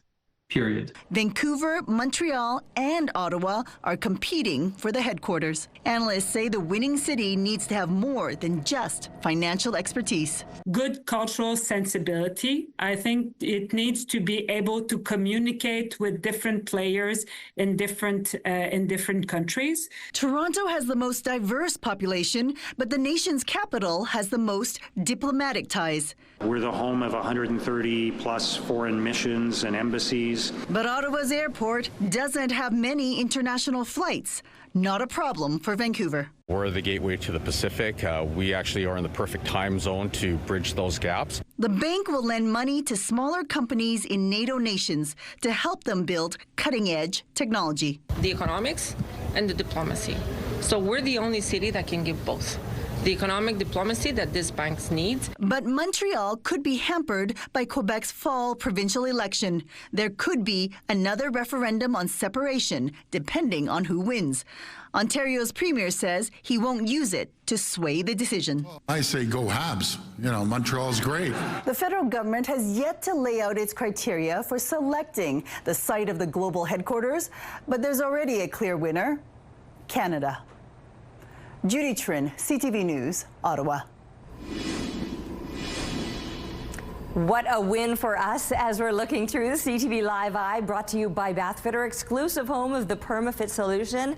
And that sunshine, oh, looking gorgeous. Grab the sunglasses before you head out. You probably don't need the jacket anymore. Look how high these temperatures have jumped just in this past hour. We were at 5, we're now at 10. Similar temperatures all throughout the south, pushing now into those double digits. A couple still lingering in the single digits. 9 degrees right now in Brandon. Gimli at a slightly cooler 6. But you too will be making some impressive gains as we continue on through the day. Right up into northern Manitoba, these temperatures have started to rise with the exception of Churchill.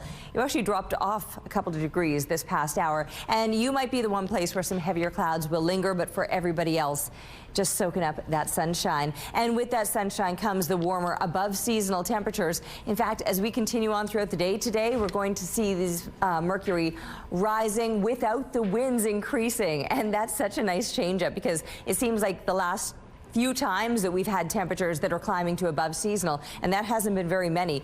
But anytime that has been the case, the winds are out of control. And those winds could get out of control overnight and through tomorrow, at times gusting to 70 kilometers per hour. So make the most of today with all of that sunshine. Temps still looking good tomorrow, but those winds won't be pleasant. And by tomorrow afternoon, the possibility of some showers passing through. After that, the big cool down sets in and timed out for May long weekend. So the entire long weekend itself will be spent with the below seasonal temperatures and maybe some heavier clouds and some precipitation toward the end of the weekend.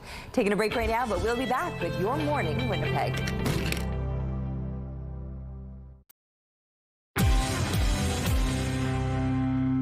Equinox Gold is buying Orla Mining in a cash and stock deal, valuing the Canadian miner at about $5.1 billion. Gold producers have been consolidating to cash in on record prices for the metal. Buying Orla will give Equinox access to assets across the Americas, including the flagship Camino Rojo mine in Mexico. Equinox says the combined company will produce about 1.1 million ounces of gold a year. Oil inventories around the world are falling at a record pace and will continue to do so for months as the disruption to Middle East supplies from the Iran war intensifies, according to the International Energy Agency. It says oil inventories declined at a rate of about 4 million barrels a day in March and April, and it will be severely undersupplied until October, even if the conflict ends next month. Canada's total residential mortgage debt surpassed $2.4 trillion in January, up 4.8% from a year before, and it's showing early but contained signs of strain, according to the Canada Mortgage and Housing Corporation. The new report says rising unemployment, weakening household finances, and higher renewal costs are the leading pressures. The national 90-day or more delinquency rate increased to 0.24% in the fourth quarter, up from 0.21 a year earlier. Those are your morning business headlines. For B&M Bloomberg, I'm Roger Peterson. Construction season is officially here in Manitoba, and while you're waiting and navigating through construction zones, it's important to remember those roads are actually someone's workplace, and those people want to get home safe at the end of the day. The Safe Roads Committee has just launched its campaign to remind drivers to respect the rules of the road and drive safely around workers in construction zones. Joining us now is the chair of the Safe Roads Committee and the president and CEO of the Manitoba Heavy Construction Association, Chris Lawrence. Good morning, Chris. Good morning. Thank you for having me. Well, thank you so much for joining us. Now, you know, the cones are up, the pylons are up, there's people back on the roads, some really long delays. Yeah. Construction season is here, right? You know what? We go through this ritual every year of facing construction, whether it's vertical or horizontal, dealing with emergency services who are attending to an accident or an incident, utility workers that are doing surveying. These are folks who are at work. They are not in our way. They are at work. They are deserving of our respect and attention. And so the Safe Roads Committee has been preaching the importance of respect, the importance of patience, the importance of planning ahead and recognizing that we want these people to return home safe and sound. Now, what happens, typically what happens is people get frustrated. You know, there's delays, of course. They're trying to get home. They're in a hurry. They're running late for work. And frustration tends to happen. What's the danger with frustration? Well, sometimes people lose their cool and they take it out on flaggers or they take it out on construction workers. So there have been incidents where there has been yelling at construction workers. Nobody deserves that. Nobody deserves that in their workplace. Or people try to drive through in between cones that have been placed there to ensure that the roadway that is left and available for you to drive through is safe. So it's really important that we understand that these interruptions are not fun. These interruptions are annoying. We get that. We understand that. But remember, these people are at work. They're not in our way. So tell us about the Safe Roads campaign and what are you reminding drivers right now? I think you mentioned a lot of them already, but what do you want? Yeah, we've been doing this for 22 years. We started initially with a spring-summer campaign which focused on roadways and rights of way adjacent to roadways. We expanded that about 12 years ago to include reminding people that in the winter, when snow is removed, there's heavy equipment on the streets and highways. Yeah. And it's important to give them space, stay back, stay away. And so we now run two campaigns. Spring, summer, usually launched in May, ahead of the May long weekend, and then a winter campaign that sort of straddles the the not happy seasonal winter months that we enjoy. This message does need to get out there, because last year the Workers' Compensation Board found there were 62 transportation injuries, and that's up from 40% the year before. So yeah, we had last year there were, I think, 62 or 64 incidents of collision between motorists and workers. The year before it was 40. Any number is alarming. What is of real concern to the Safe Roads Committee and the 14 partner members is that one is too many. We don't want to see anybody injured as a result of their being at work. Imagine you sitting here in your office and a car whizzing by every 5 minutes or 5 seconds. It's distracting, it's annoying, it's stressful. Yep. We don't need to add to that stress, and we don't need to add to the responsibilities that you have while working. So let's just be patient. And slow down, get off your phones. Stay off the phone, for goodness sake. Stay off the phone. Chris, thank you so much for doing this with us. Now, I just want to mention before we let you go, you are retiring after 35 years. Yeah. So congratulations to you, so and much. thank you for the work you've done in our community. Thank you, appreciate that very much. And happy retirement. Oh, if only we could have this kind of weather to last from here on in, then you know your retirement will be spent on a patio somewhere or at the lake or wherever it is you want to be. But the weather is really only going to be spectacular for a day. Not that it won't improve in the long term. But for this week, today is the day to get out and enjoy. It's 10 degrees right now with a 9K wind out of the southeast. The pressure rising, humidity sitting at 65%. Double digits already, feeling spectacular. Grab the sunglasses. And yes, the light winds that we're expecting today will be what makes today a little more spectacular than any of the warmer days that we've had so far this season. And there haven't been a lot of them. But it seems every time we do get that little bit of a warm up, we're dealing with the strong winds as well. And that's not likely to be the case today. However, it will very likely be the case for tomorrow. Intense winds increasing, well, strong winds increasing overnight. Intense winds expected for tomorrow. They could be gusting at times to 70 kilometers per hour for tomorrow, with some building clouds and maybe precipitation, which will then cause those temperatures to fall off on the other side of that system. So a cold front moves in for May-long weekend. Do make the most of today. Love up every bit of it, because we know this gorgeous weather isn't going to last through the rest of the week. This little one, how cute and adorable. Leonora spotted and snapped this picture for us so we could all share. Cute photos coming to Winnipeg Weather at CTV.ca. Weather is brought to you by Canadian Footwear, helping you find the perfect fit.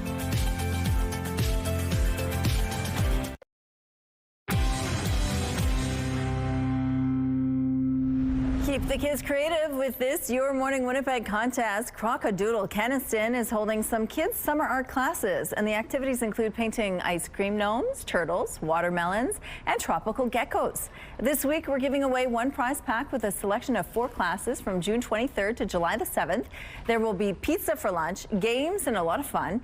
To enter, head to the contest page on our website, ctvwinnipeg.ca. Don't forget to enter the keyword paint. Good luck. Canada's wine industry could be leaving billions of dollars worth of untapped economic potential behind, according to a new report that reveals interprovincial trade barriers and high taxes are stifling growth. Here's CTV's Rachel Aiello. False barriers erected between provinces doesn't make sense. Winemaker Tim Kepfer would like to grow his small winery, but provinces being slow to break down interprovincial trade barriers has put a cork in those plans. From our perspective, there's never been infrastructure to ship wine to other provinces, so that market's still young and inaccessible to a winery my size.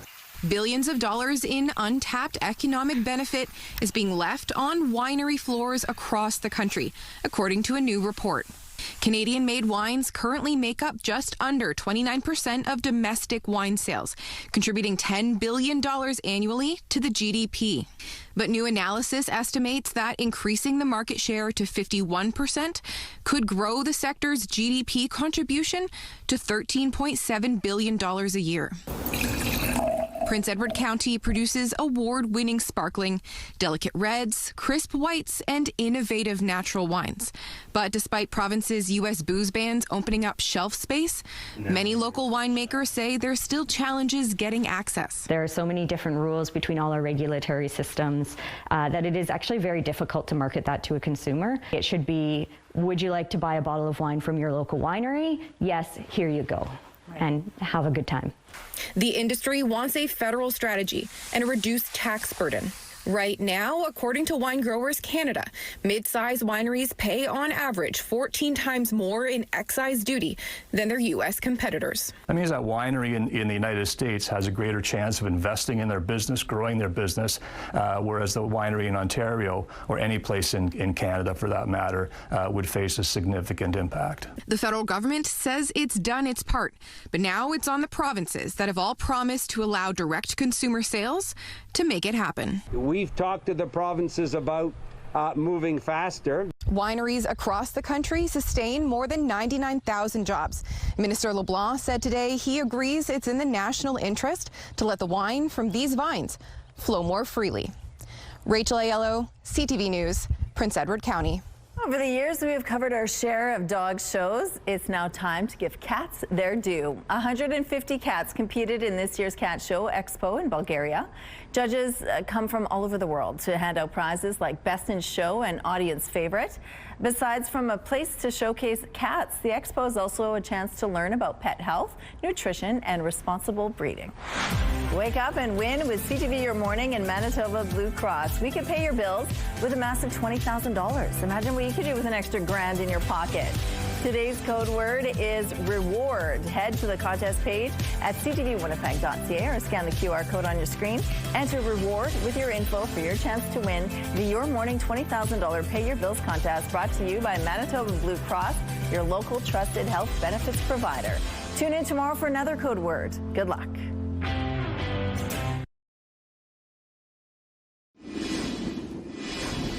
Double digits already this morning. It's 10 degrees outside with a southeast wind 9 kilometers per hour. The pressure is rising, the humidity sitting at 65%. Blue sky and sunshine and above seasonal temperatures and a light wind. Everything about today is going to be exceptional. Enjoy it because things are going to be taking a little bit of a turn.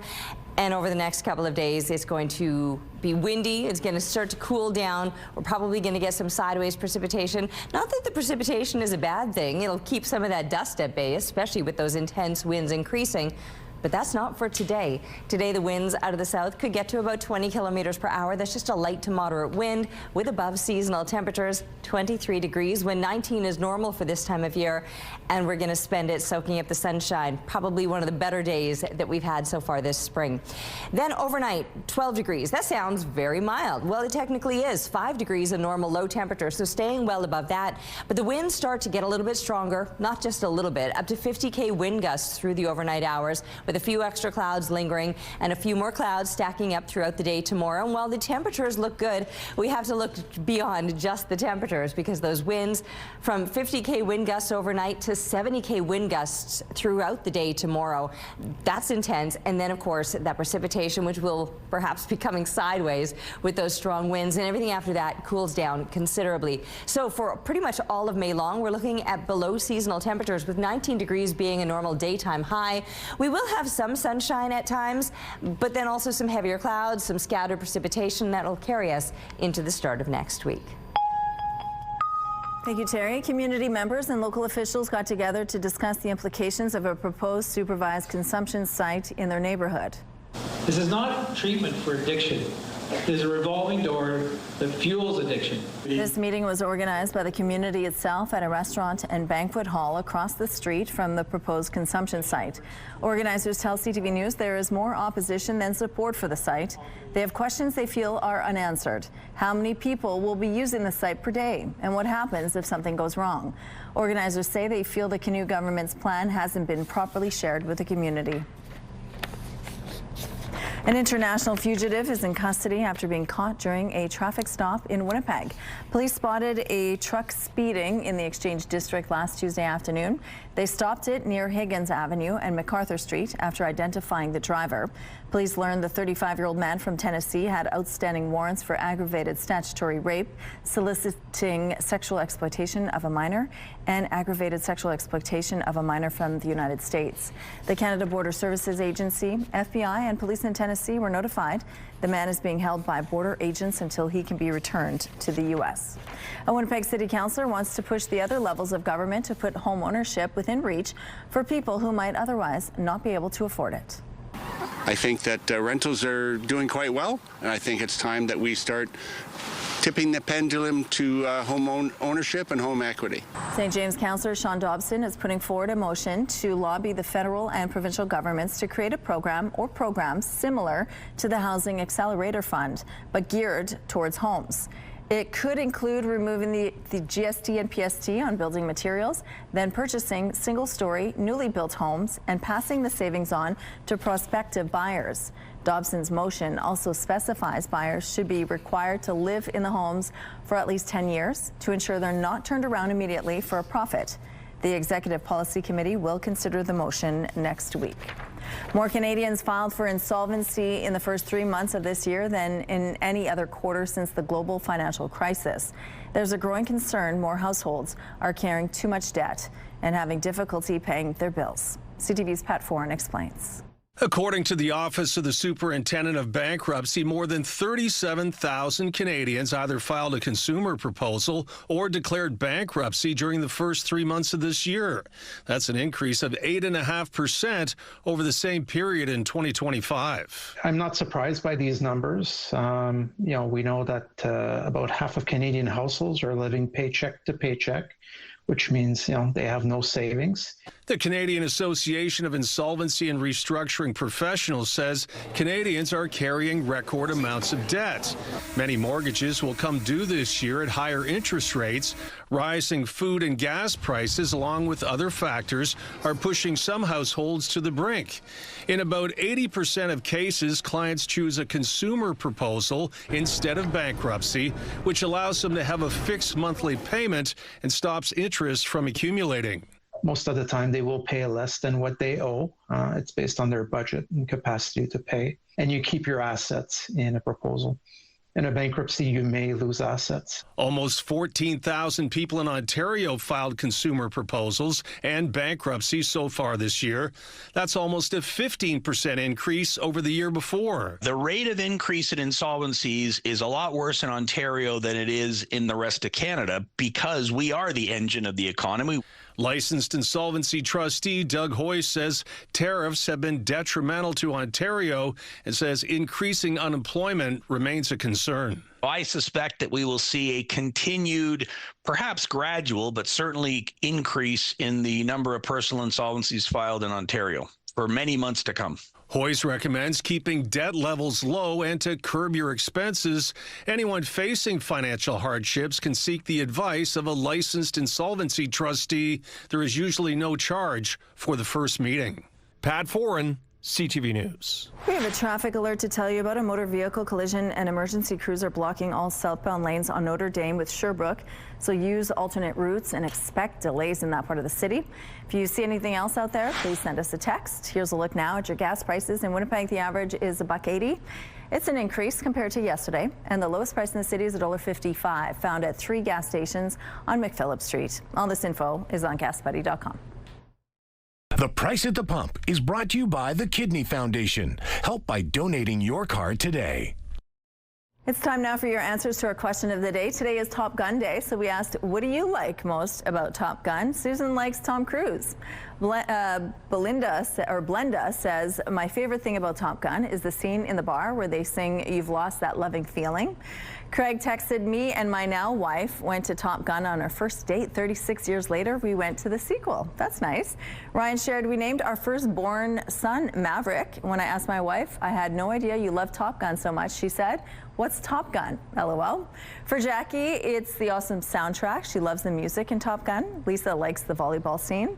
And for a viewer, what he likes most about Top Gun is the jets. Thanks for your responses.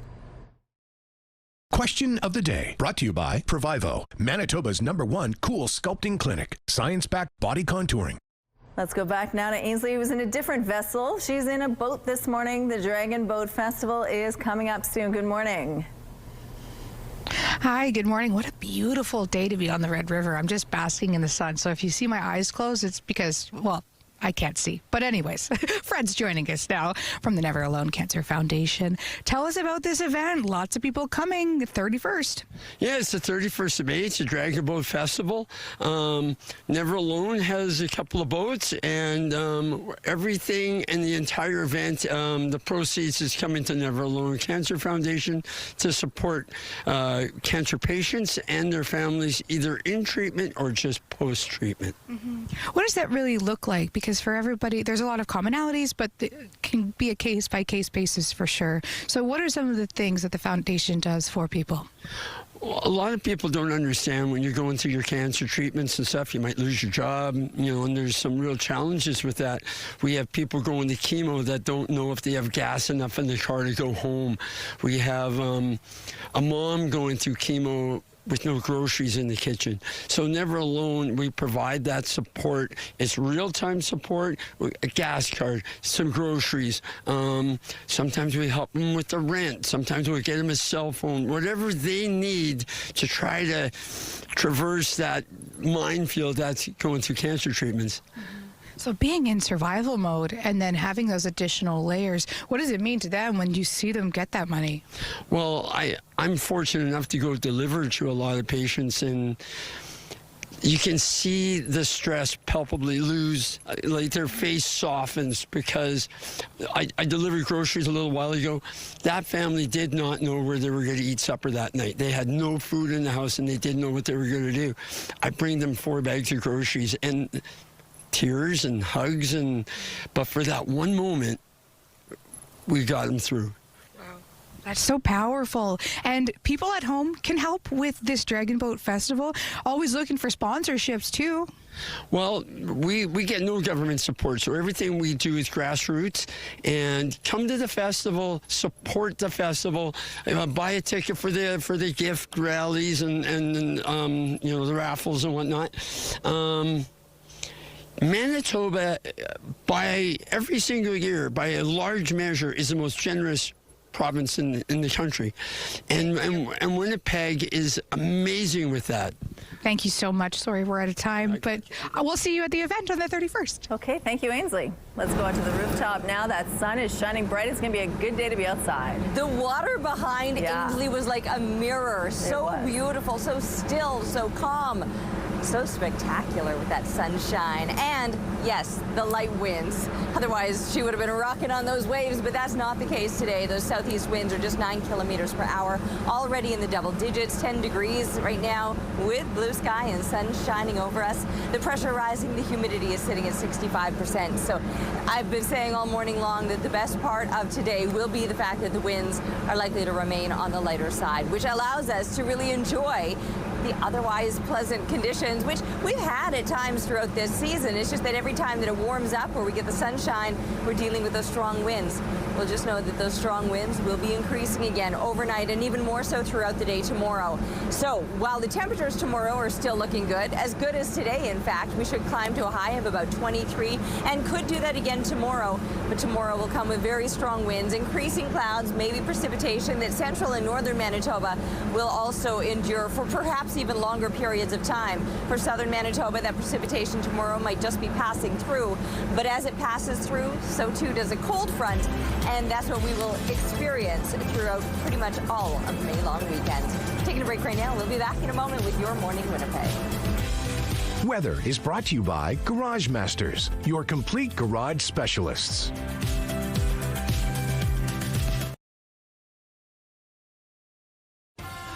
Have a news tip? When you see news happening, let CTV News Winnipeg know. Text your tips, pictures, and videos to 10400. That's 10400. Message and data rates may apply. Dunkin' Donuts is making a Canadian comeback, hoping to take a bite out of Tim Hortons' territory. CTV's Adrian Gabriel on the ambitious rollout and a word from the competition. An iconic American brand has its sights set on taking a bite out of Canada's lucrative market for everything donuts and coffee. The response we're getting today, I think we're going to probably be able to open one Dunkin' every week. That's about 52 Dunkin' Donuts popping up across Canada per year beginning in 2027. Canadian food restaurant operator Foodtastic, that also runs other popular chains across the country, says it signed a master franchising agreement with Dunkin's American owner Inspire Brands to bring hundreds of locations north of the border. The last Dunkin' in Canada previously closed up shop in 2018 after Quebec franchisees successfully sued the company for not sufficiently promoting the brand. They're going to slowly sort of nurture the brand in Canada and try to find a unique sort of flavor, unique menu for Canadians. Just how that will land on the palate of coffee-craving Canadians has sparked heated donut shop debate. Well, when I'm in the States, I enjoy the Dunkin' Donuts. Dirty secret. Yeah, but I mean, I can't say no to Tim's. We would definitely try out the donuts. Foodtastic, who now holds Dunkin's rights in Canada, is Canadian, and they're pouring cold water over any anti-American impulses. We're based in Montreal and Toronto. We pay taxes here. The franchisees are all going to be Canadians. It'll be interesting to see if Canadians pick up on Dunkin' and what happens to Tim's results as a result of this move. CTV News asked Tim Hortons if they plan to poke a hole in Dunkin' Donuts' lofty cross-country plans. They sent a statement that in part reads that the foundation of Tim Hortons is our connection with our communities.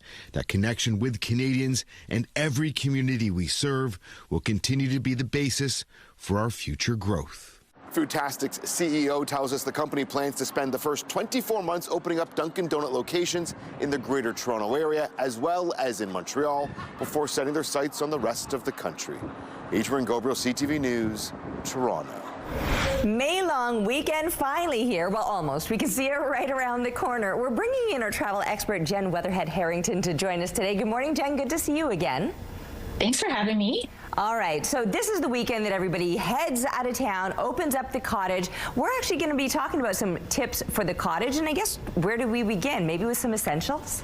Yeah, let's start with some essentials, maybe update your cottage experience. And I love Marshall's for this because they have the perfect looks without the splurge. You have everything there from, really effortless outdoor entertaining essentials, and then you have cottage chic clothing as well. So you can find some really good deals that will help make this whole season a little bit more laid back for you. So a few things that I found. I got this amazing little cooler. I have some outdoor stemware that is perfect for taking down to, by the lake or to a picnic table, any kind of picnic, even some servingware here too.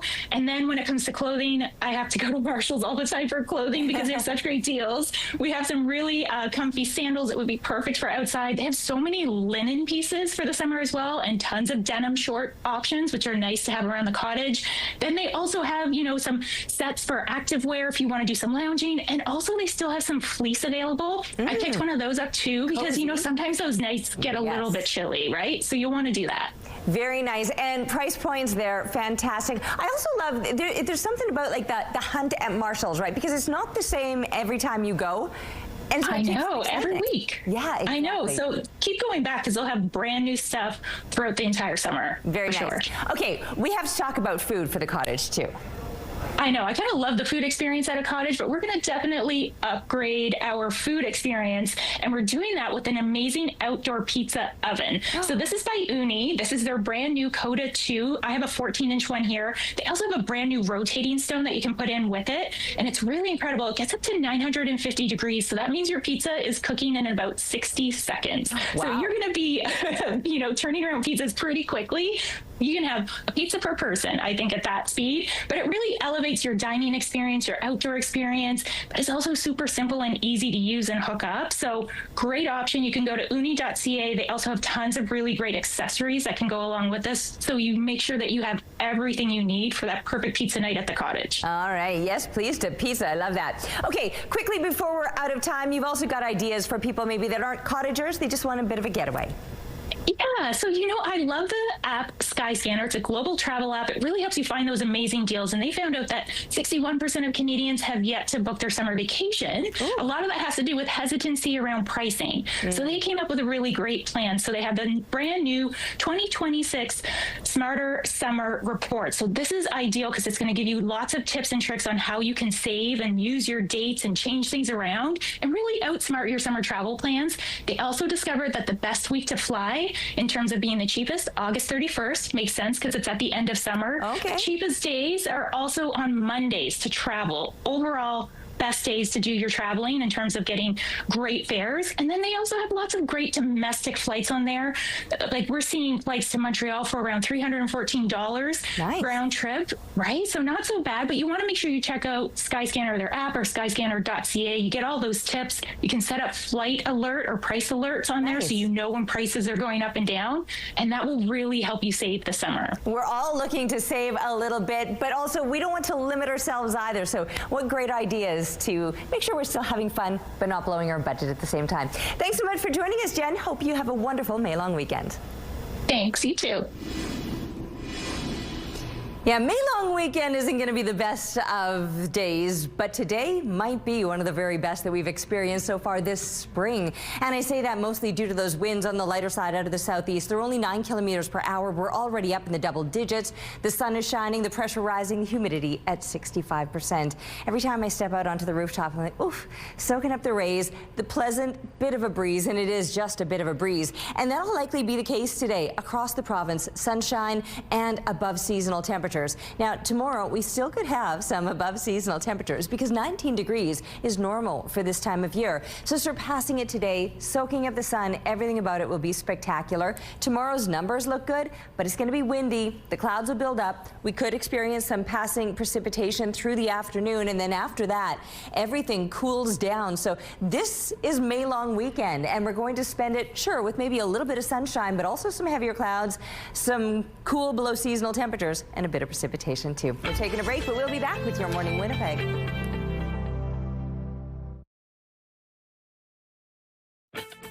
Rooftop arrangements provided by Lacoste Garden Center. Salon services provided by Essentique Spa Salon. Before we send you off on this gorgeous day, we kick things off with a goodbye with a dog that just got her first taste of coffee.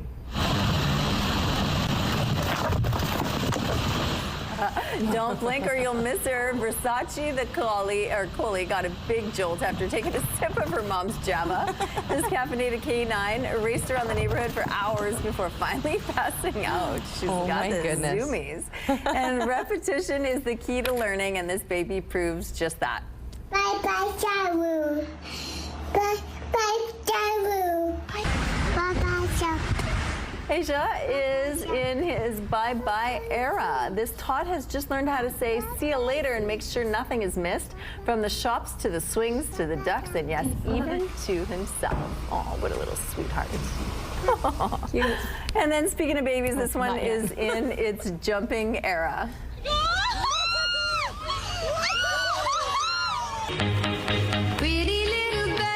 Oh my gosh, check out this little baby dolphin putting on quite a show. Experts think this common dolphin is just a week old. It's already jumping right into its life in the waters of New South Wales, Australia. You can tell by the screams of the onlookers that this is a special sighting. What a sweet little guy. That does it for us. Have a good day. We'll see you tomorrow.